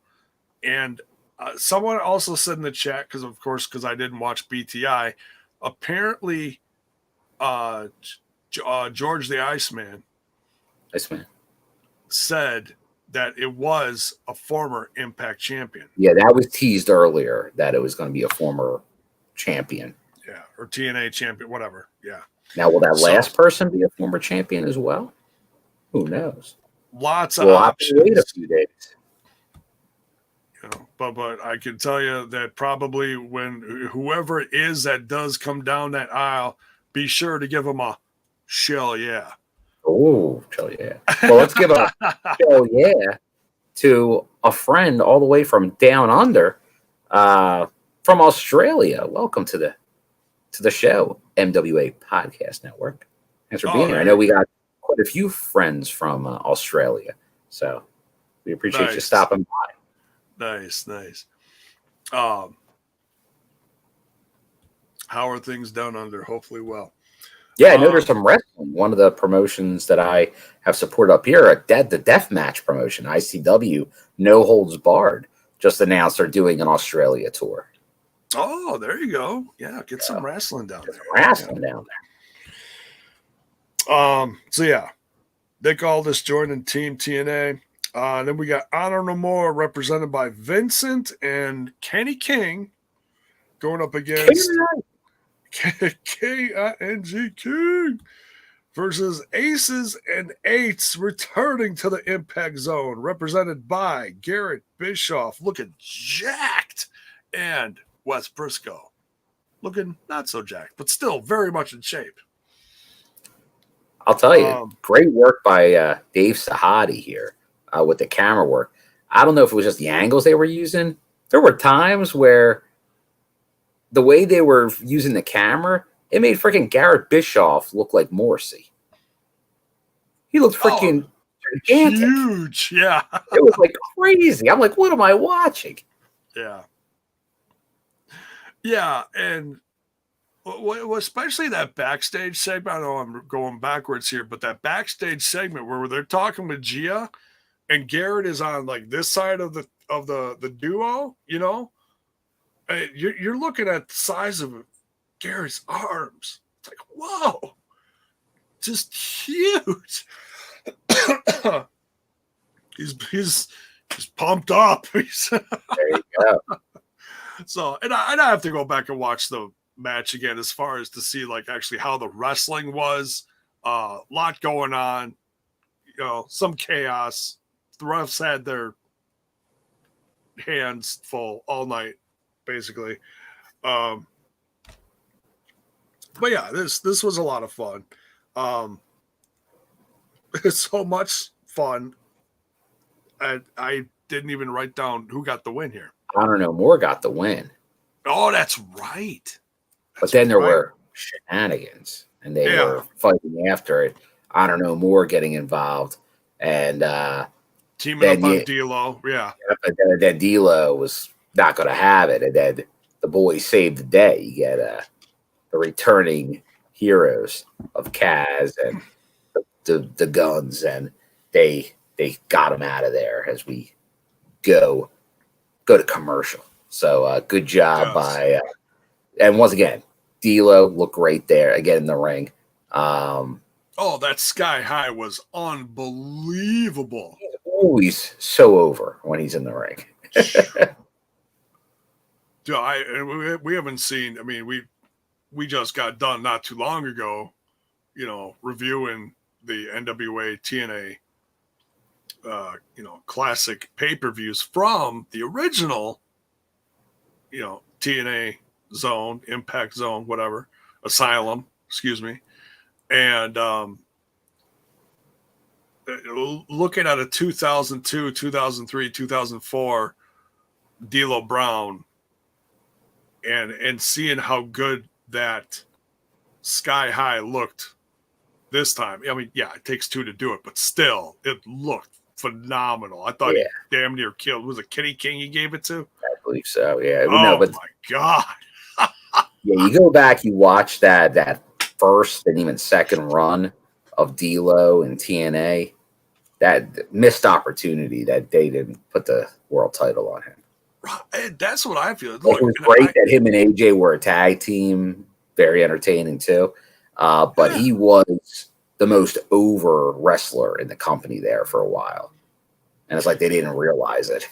He sure was. You know, and I'll tell you, me watching those episodes episodically, one a week, every week, and reviewing them like we did, all 111 of them, and that was my first seeing of the early footage of D'Lo Brown. Now, I'm not completely oblivious to what he did before. Of course, he's part of the Attitude Era. He's part of the Nation of Domination, former Intercontinental Champion. But I've not seen a lot of the footage. So seeing what he did here and how athletic and how over he was as a singles guy, and then, you know, successful as a tag guy, depending on who he was with, and I'm a fan. I love it. You know, it's crazy. So I feel honored to have, like, that was like the first footage I saw was him in the classic NWA TNA.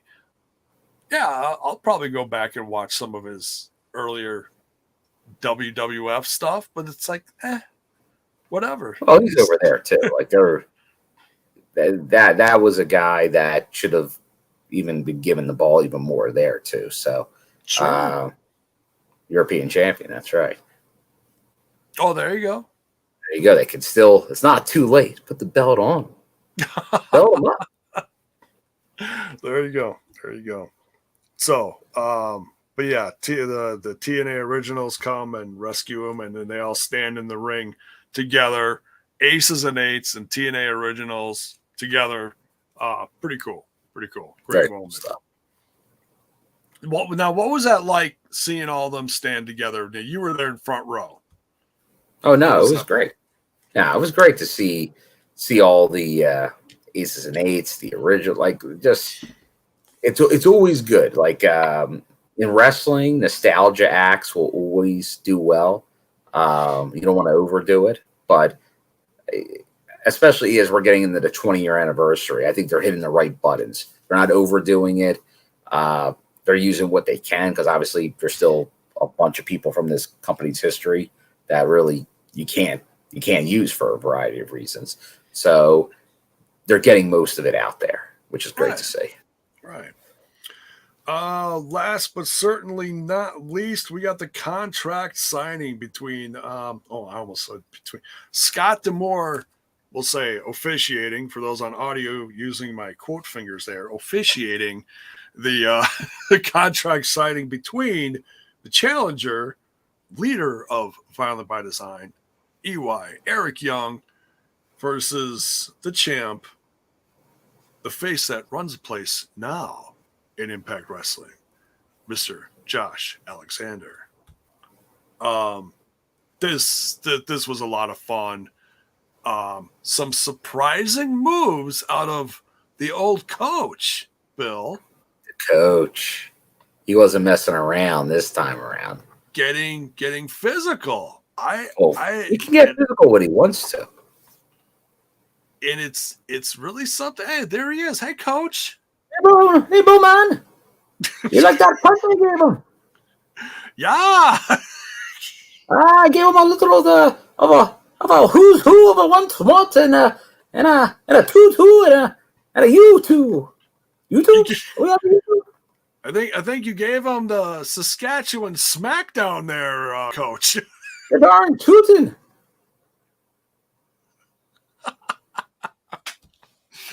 Good to see you, coach. Always good to be here, Bonan. Oh, Canada. Sing it. No, we might get a copyright strike. Oh, Bye-bye. Yeah.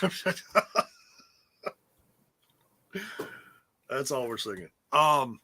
Yeah, surprising to. I mean, there was some good promos back and forth. It doesn't just immediately go into a brawl, and it's okay. So the big question everyone had in the live reaction chat while we're watching it, I think you were in at this point. Who's going through the table? That's the big question. What? There's a table there. Who's going through the table? Who's going through the table? most hilarious response was then the table gets flipped by both guys and ends up upside down. Oh, the table went through the table. No one. Be the table, J-Bone. Be the table. Be the table. The table won here. The table got a pass. Table wins. Victory for the table. Yes. Not all tables are. Rumor is a certain promoter wanted to make the table all elite after this.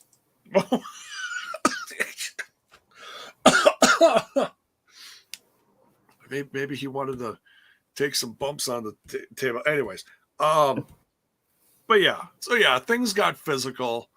Scott D'Amore trying like hell to keep it civil between the guys. I mean, He tried.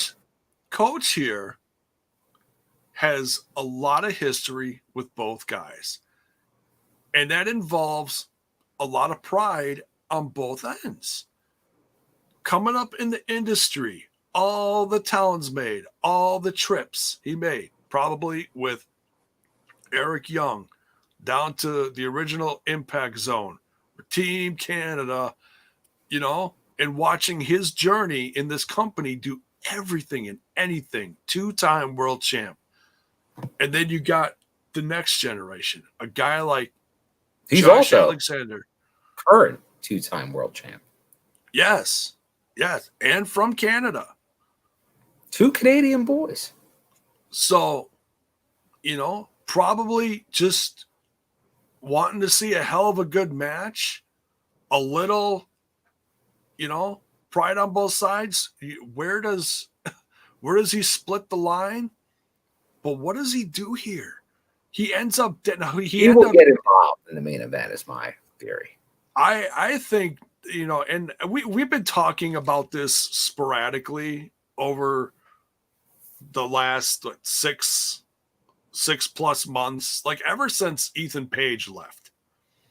We felt like Coach was really going to get Scott D'Amore was really going to get behind Josh Alexander, and they would throw little breadcrumbs here and there over the last couple of years. When is Team Canada going to come back? There is not a better time for Coach to back the champ, or who we were hoping would become champ someday. Do you think it's going to happen, Bill? I think it's going to happen. I tell you, but I've been calling it for 2 years though. So right, we've all seen little, like I said, we've all seen the breadcrumbs, little things, little nods, little historical things touched on. I tell you what, if Scott, and we're going to get to the predictions in a minute, but if Scott jumps out of the ring, grabs your Canadian flag, and starts like waving it. Oh my God, that'd be one. Also render the flag to the coach, right?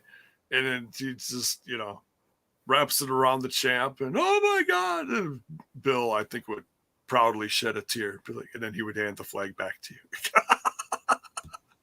Here it is. Here it is back. And then Bill would be like, "No, it's been on the champ. Keep it.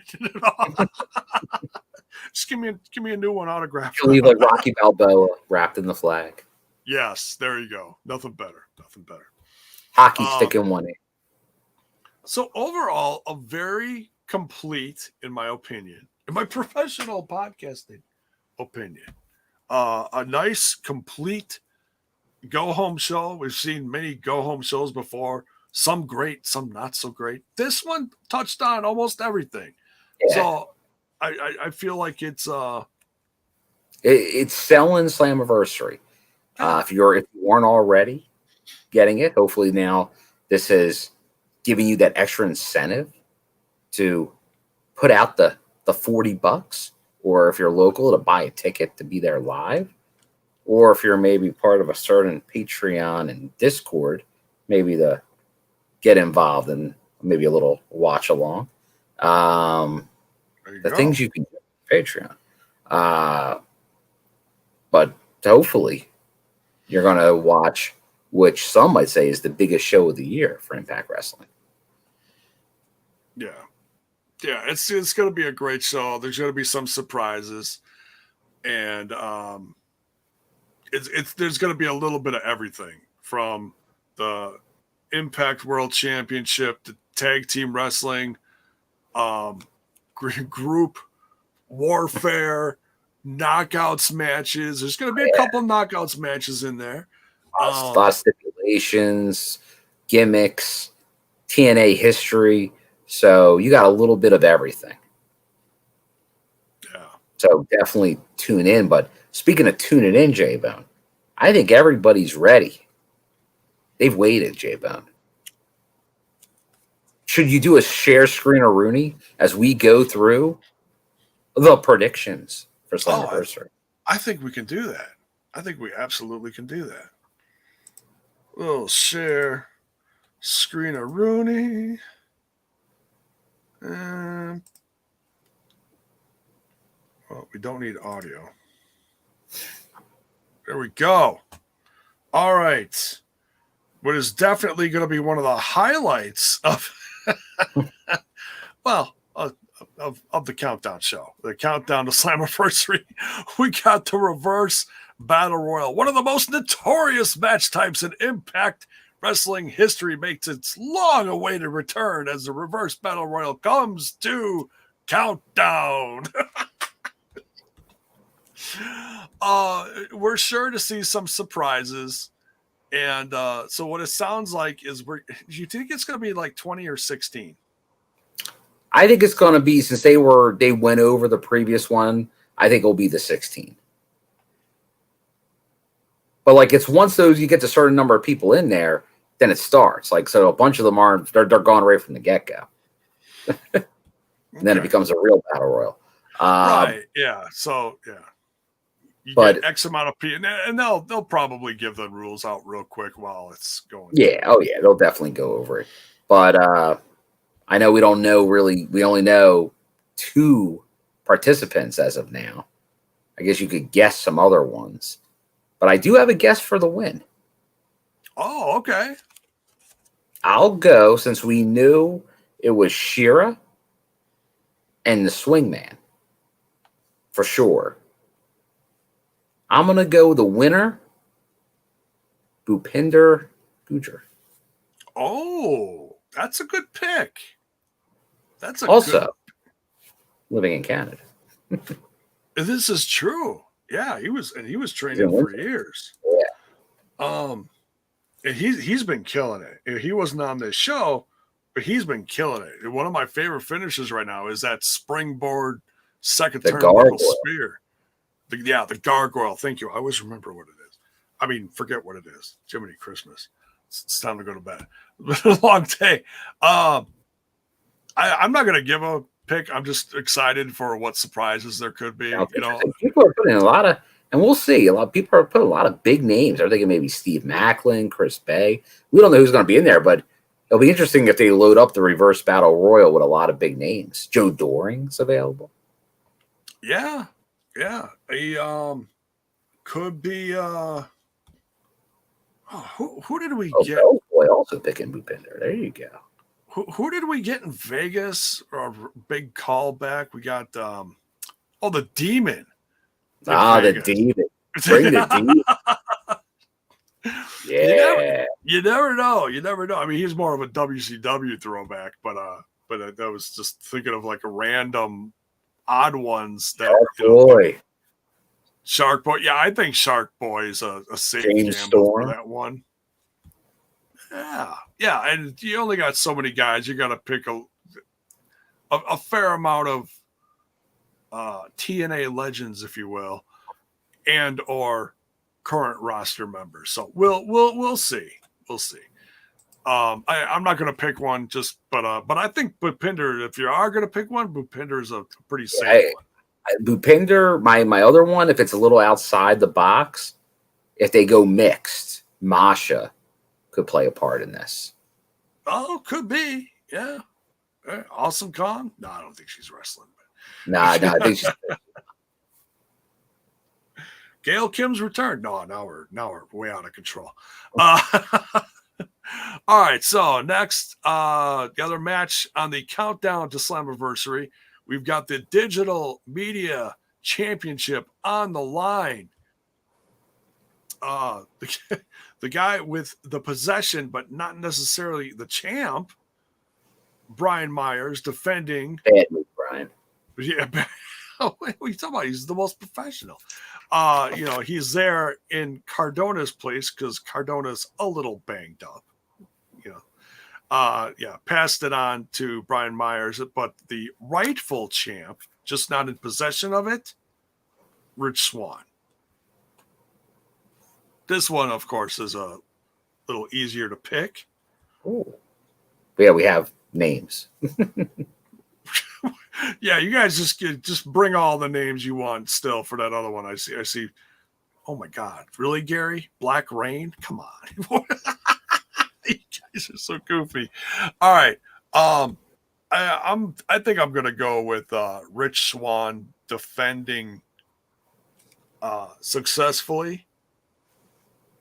And hopefully this title will have a little more focus. I know it's been a little bit wonky with Matt Cardona being injured and whatever, but I think with Swann defending it now on a pretty regular basis, it'll be back to actually a recognizable championship. Look, it's I think it's a little more fun, maybe not to be taken too seriously, but who knows? What do you think? Yeah, definitely got to go with Rich in this one. He's due for it. He got it, but he didn't really get it. So he needs to get this win, get this title here. Would it shock me if Brian Myers walks away with this belt now? Because there's obviously a major players angle that we were going to be getting into. So he could carry the torch for Cardona as he recovers. But I will stick with Rich. But Bill, he's not under contract anymore. Oh, no. How could a non-contracted person hold the title in Impact Wrestling? He could hold that title hostage. Come on. Do I have to play fake wrestling news a second time tonight, J-Bone? Rich Swann doesn't even have social media. Right. Oh, there you go. There's your argument. Swann's not even on the damn Twitter box. What the hell? He got locked out all those years ago. Somebody stop me. All right. Swann's for the win. All right. On to the main card now. We've got the Knockouts World Tag Team Championship on the line. The Influence, made up of Madison Rayne and Tennille Dashwood, going against the return of the Ragnarok, Rosemary and Taya Valkyrie. Who you got, Bill? It's happening, J-Bone. And new tag team champions, Ragnarok. That's right, Daddy. I think I gotta go with that too. I'm wearing a Rosemary shirt tonight. I'm all Rosemary up over here. There you go. I can't go against Ragnarok. Although, an impressive run by the Influence so far. Even without Caleb with a K, who I believe may have made an appearance down south. Just going the way of names of Impact Past right now. Oh, of course. Of course. Yeah, I definitely got to go that way too. Team Ragnarok all the way. Yeah, and certainly nothing to slack on the Influence. They've been a lot of fun, have given us some comedic moments, and have certainly turned around, I think, a lot of opinions on one Tennille Dashwood. She has been great in a tag. Not that the tag team is done by any means. It's just it's great to see her focus. And you know what? I know people are saying this all in the chat right now, and Tennille, you can't take anything away from Tennille. Right. Tennille's been great. However, Madison Rayne is the other half. Legend in TNA Impact. She is. All those title reigns. However, we know they're working with Nick and the NWA to some extent here. I believe Velvet is obviously a commentator there, and I believe Angelina Love showed up at their last tapings, NWA. Oh, I think so. I think I saw some pictures. But that means we could have a full Beautiful People reunion at some point during this show. Oh. I'll never say no to the Beautiful People. Oh, boy. Oh, boy. Now, I don't think for a minute that Velvet's actually getting in the ring and... Well, yeah, it wouldn't be in... Well, or they could do something on the outside of the ring, some kind of shenanigans. Oh, sure. Sure. But it just... I know that Velvet Sky, because of health issues, is retired.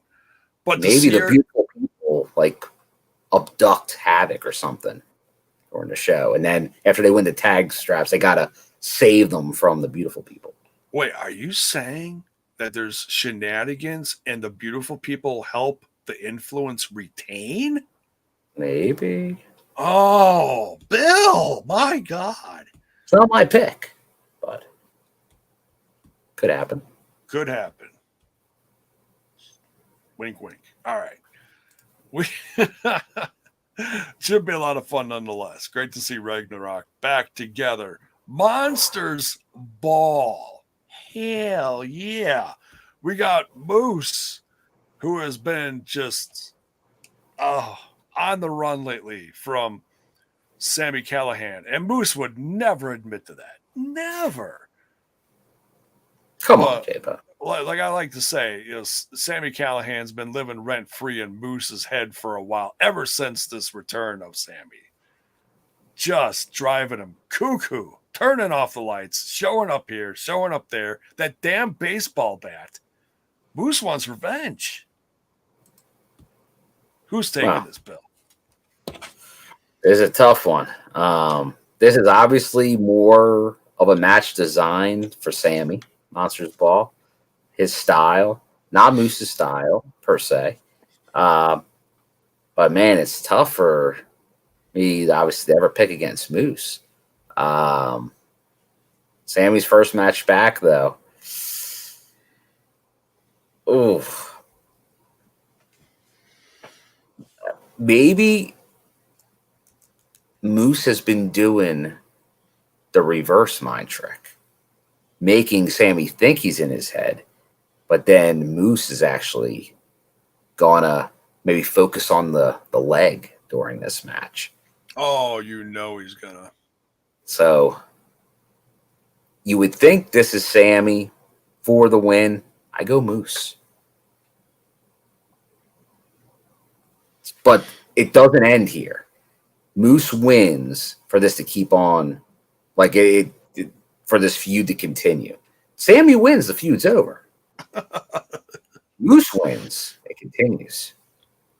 With Sami being just even angrier at him. Okay, I can see that. But Sami being one of my favorites on here, I gotta go with Sami. He's had such a long road. Sami, J-Bone, so we needed to start having some separation. Right, and that's fine. Yeah, you're certainly allowed to. I'll give you the pink slip later. You're allowed to have your picks. I'm kidding. That's what happened to Trent. He picked once against J-Bone, and Trent, where have you gone? Trying desperately to sell T-shirts for some band. Kidding. We love you, Trent. Should have been here today. All right. Hell of a match, but yes, get your picks in the chat here. Who's taking the Monsters Ball to the next level? And we got some. I guess this is for turf rights, bragging rights. Honor No More, represented by Eddie Edwards, Matt Taven, Mike Bennett, Vincent, and PCO. PCO. Versus, we love some PCO, versus the Impact Originals.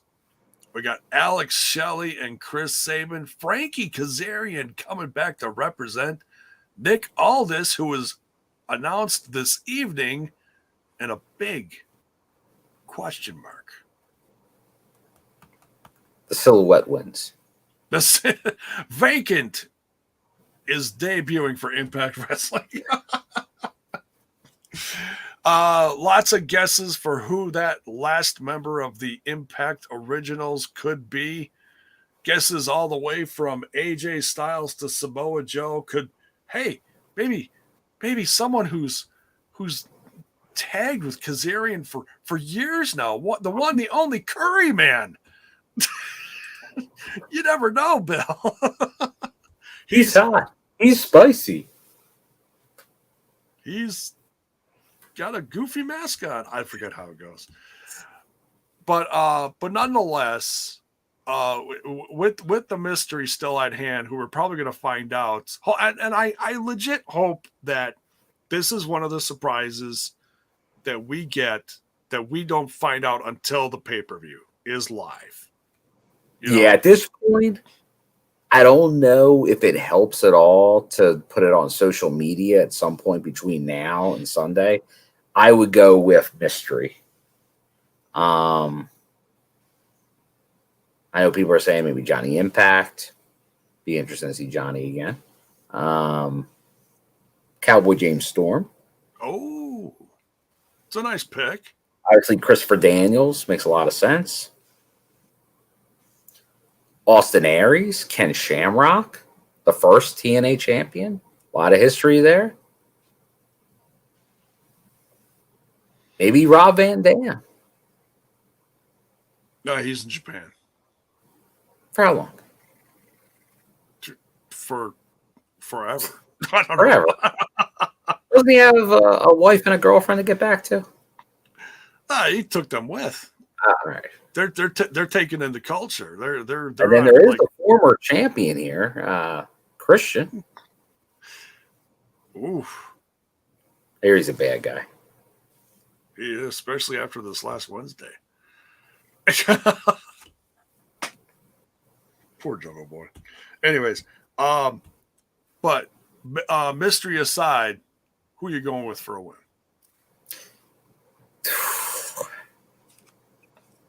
This feels like a breaking point here with Honor No More. And now with Nick Aldis there, it feels like I don't know if the camaraderie is going to be there with the Impact Originals. I think that fifth person is going to have a lot of sway over this because I feel like Nick's going to go in the business for himself in this match. So he might not be on the same wavelength as these other individuals. And we know all of Honor No More, they're together on this. So I'm going to go Honor No More. Super Eric. You guys crack me up. Marty Brown, that's a great pick too. I'd love to see Marty Brown. He's still jacked. You're going with Honor No More? I'm going Honor No More. I got to go Impact Originals. Come on. But I totally get what you're saying. Honor No More's working like a well-oiled machine. Impact Originals, yeah, you got history, but are you going to gel? I totally get it. Yeah, it's just they're like I don't like you're going with guys that are like there to before when it was Team Impact. The problem that they lost against Honor No More because they weren't on the same page, and it feels like the same way. Nick Aldis hasn't been Impact for a long time. I don't know if he's looking after the brand. Just stop with that D'Lo Brown turns heel, and no, just stop that. Stop that. He's not turning heel. Now, if Monty Brown's the fifth guy, everything I just said goes out the window. Oh, of course. Monty Brown. Because what's he going to give him? Oh, there's only one thing to give them.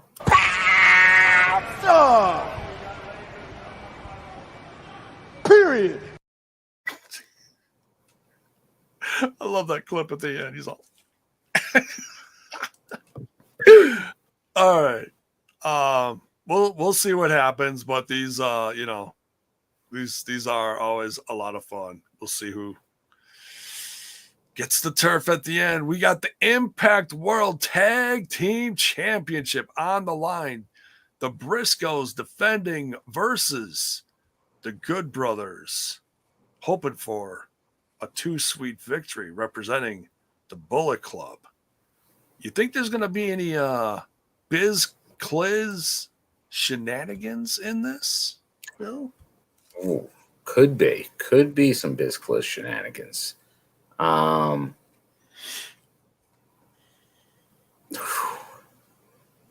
far, we're going through a lot of title changes, possibly. Could there be another one here? It's going to be close. It feels like there will be shenanigans, but I got to keep the Briscoes retaining the belts on this one. It almost feels like now with Carl having his own singles title, I feel that lessens the chance of the because he's already can walk around with a belt, so he doesn't need another belt. So let's go. We'll go with the Briscoes on this one. Yeah, Carl might bring it with him. Oh, I think he will. It'd be crazy not to. Yeah. It's just, how the Good Brothers love to swing those belts around. It's just swing-a-ling-a-ling. All right. I gotta go Briscoes here. I think they're gonna bring Papa Briscoe with them too. Oh, well, look out for Papa Briscoe. That'll certainly help with the odds. Because you don't want to mess with Papa Briscoe from the farm. All right. Ultimate X. I'm hoping, just like in so many great pay-per-views of the past, that this one opens the show for the main card. They tear the house down. We've got the man returning from Japan, Bill.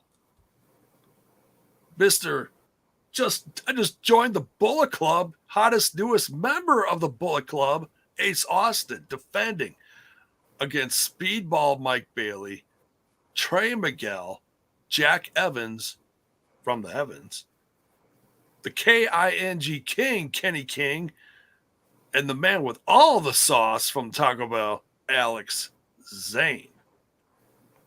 This will be a show-stealing type match, but you got to go with that Bullet Club. You got to go with that Bullet Club influence, and the 3-time X Division champion will retain Ace Austin. Boom. I got to agree. We're going to agree on this one. It's going to be too sweet. It's going to be too sweet. And yeah, there certainly is room for shenanigans here. Like Bay could get involved. But whether it is or not, it is irrelevant. But just don't be surprised if there is. Because I got a feeling that Bullet Club team of Bay and Ace Austin is going to be tight in the future. They're going to be, the Good Brothers representing Bullet Club are great, and that's one thing. But then you get a team of like Ace Austin and Chris Bay representing. Oh, that's on another level, Bill. Oh yeah.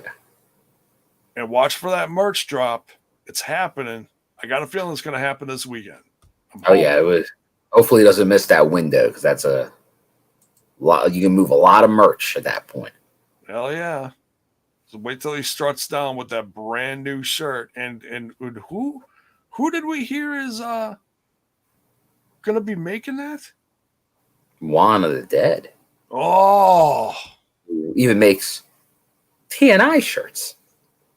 TNI shirts, Hammy shirts. The guy's gold. You can't lose with a guy like Juan of the Dead. It's mint. All right. Next. Oh, okay. So this is part of the Queen of the Mountain.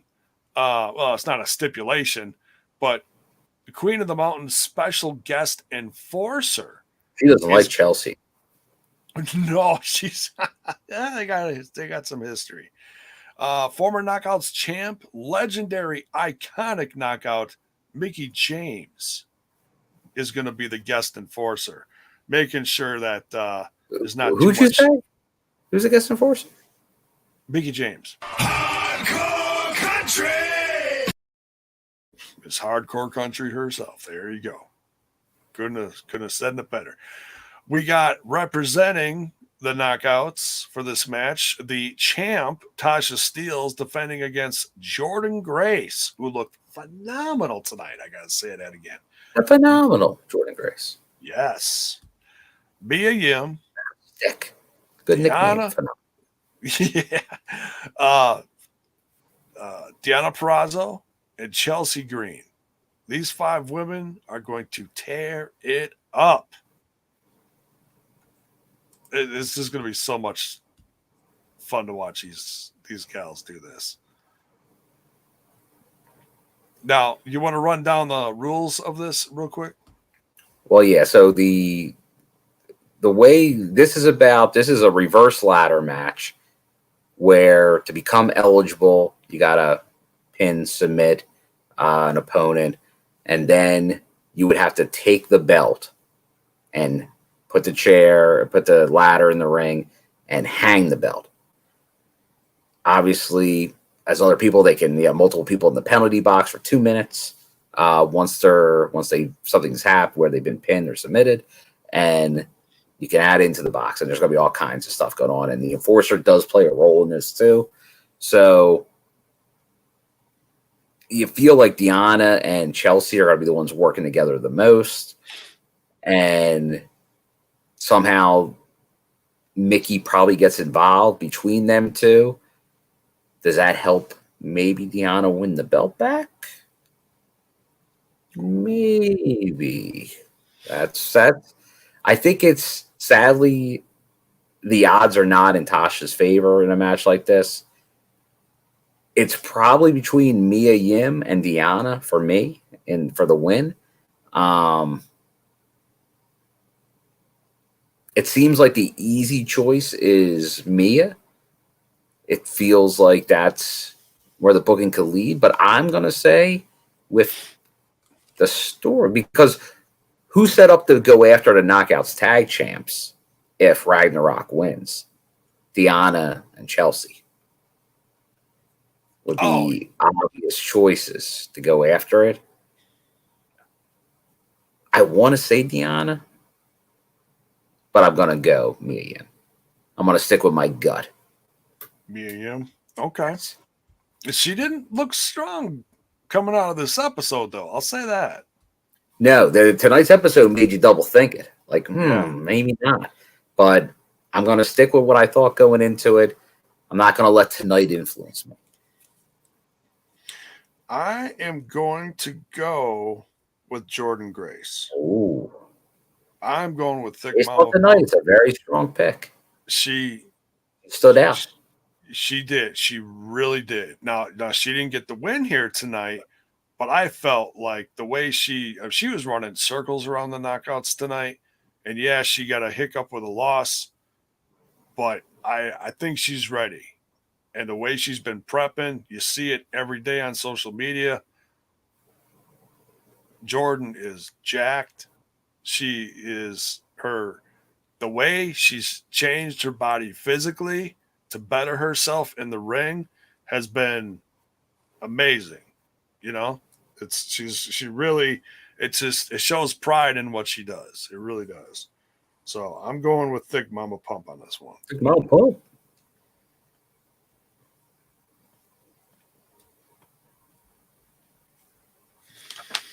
All right. Brings us to the big one.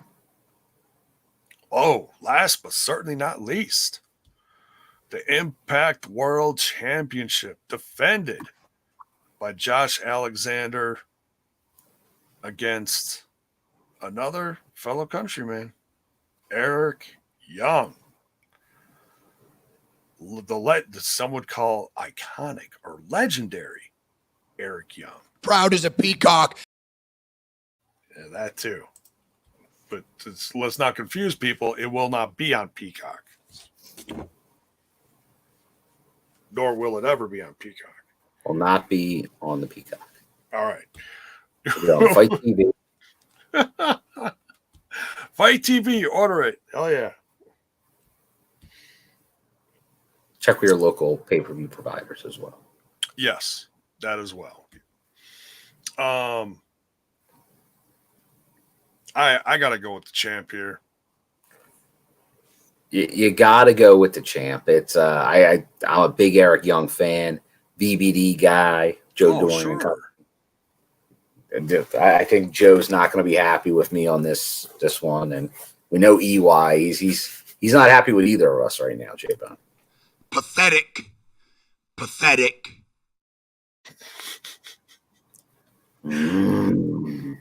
Sorry, Joe.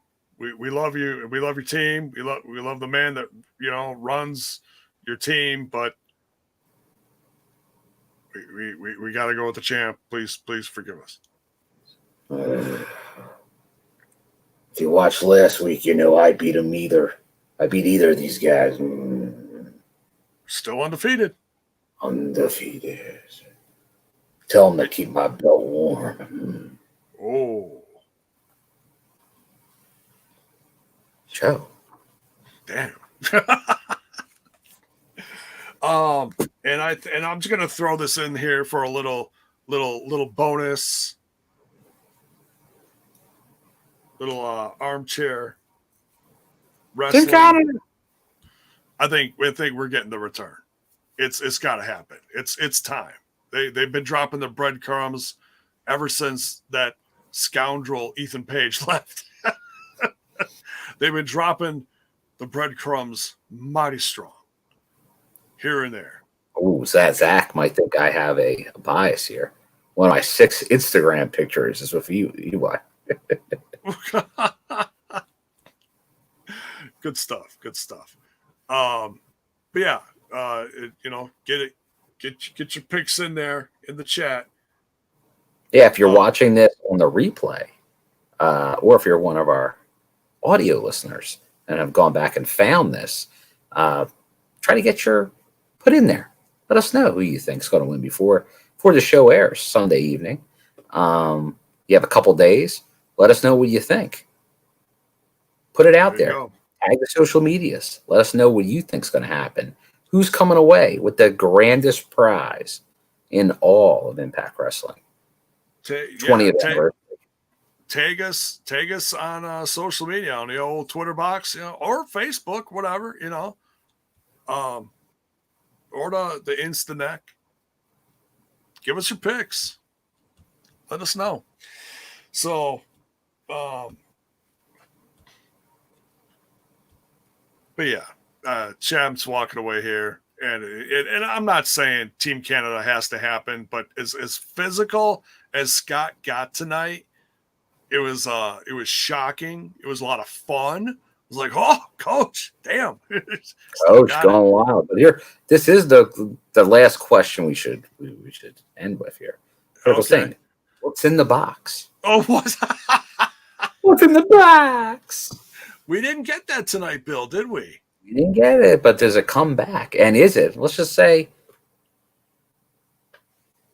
Hold on, because I have it almost in arm's reach. Oh, Zach's picking the Canadian. Thanks, Zach. Could this be in the box? Oh, I'm scared, Bill. What are you doing?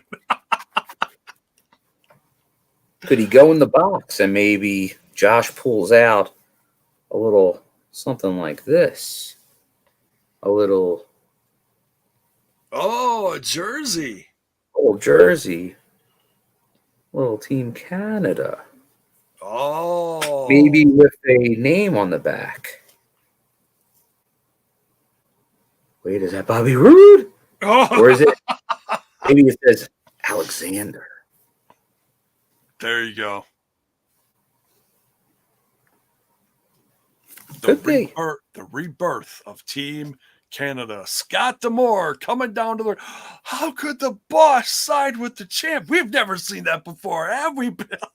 There never was one of the biggest storylines in wrestling history where that happened. Never.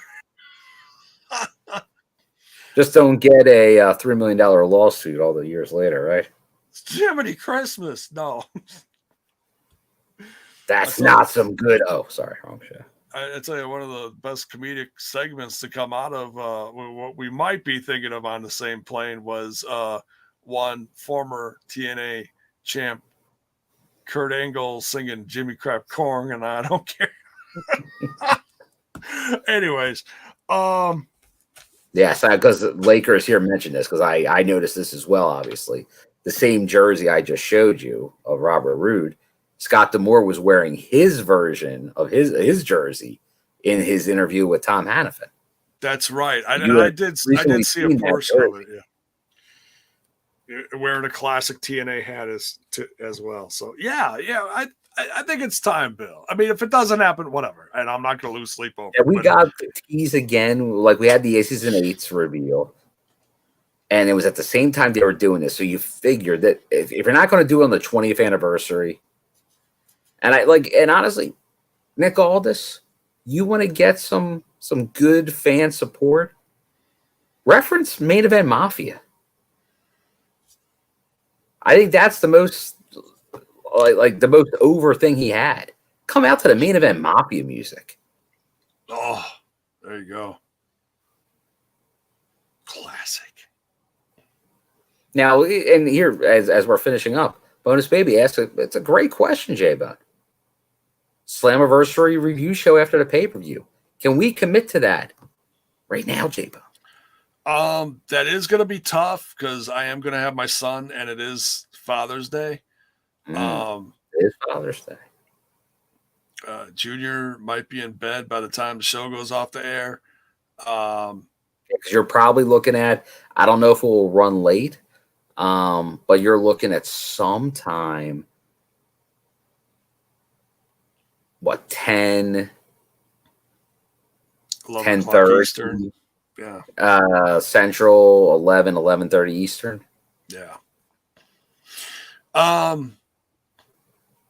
Well, I don't want to promise anything. You know, for those of you in the Discord, on the Patreon, who have been talking to me about the watch along and stuff like that, you know, you hit us up in the Discord. I'll do my best to. It'll probably be done last minute if there is one. But I don't want to like straight up promise anything. We'll do our best. We'll do our best. Obviously, Bill's going to be there.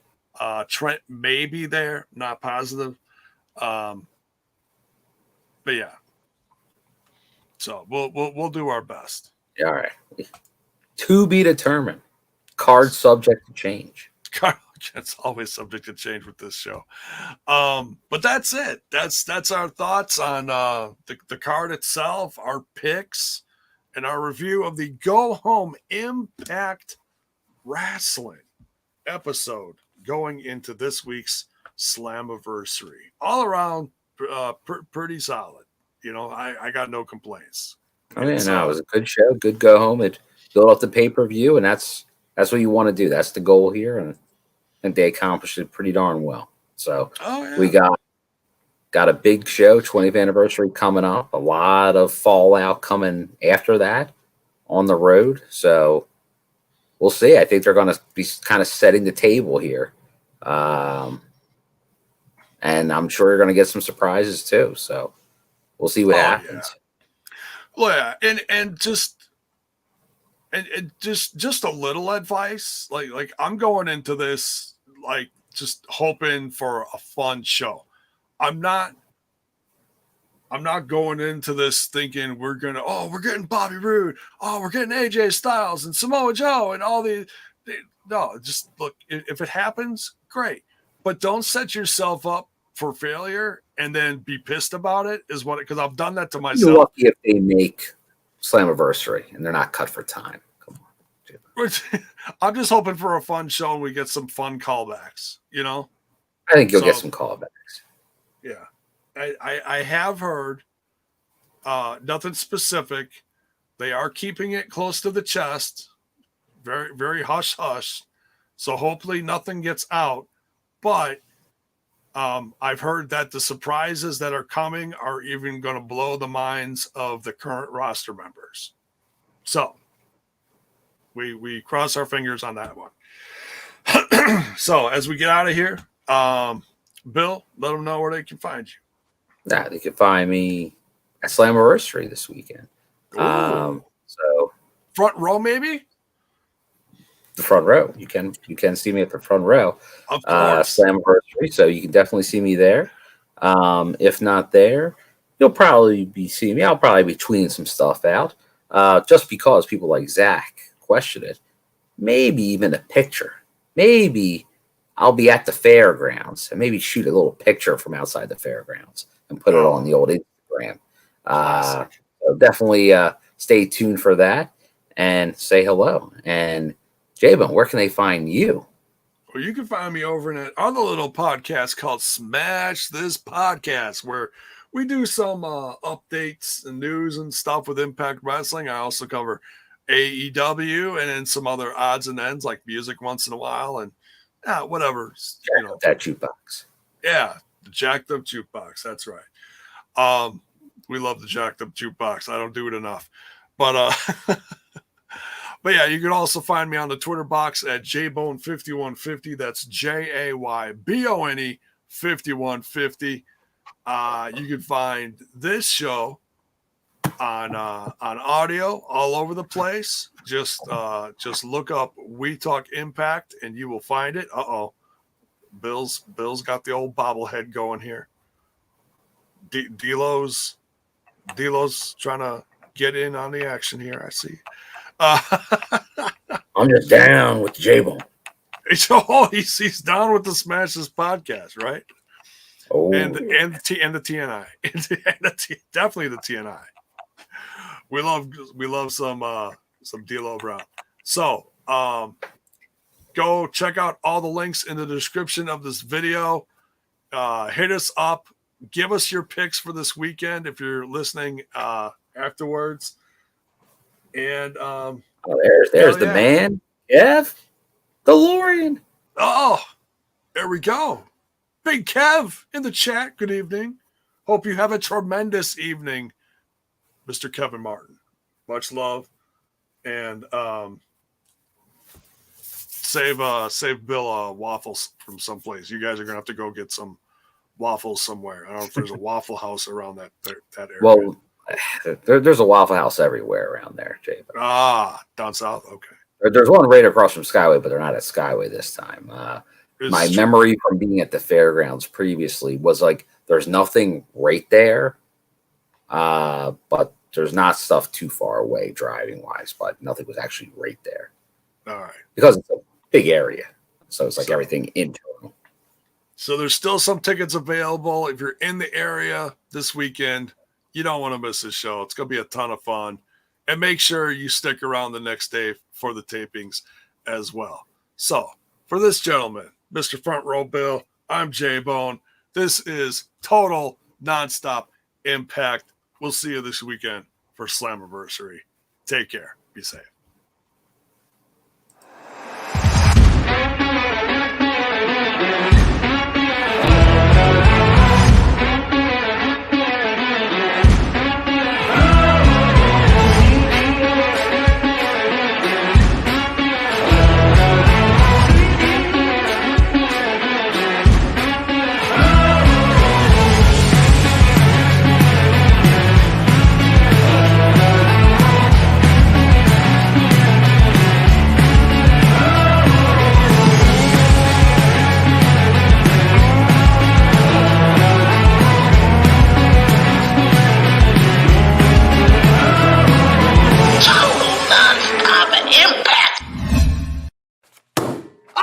Baby!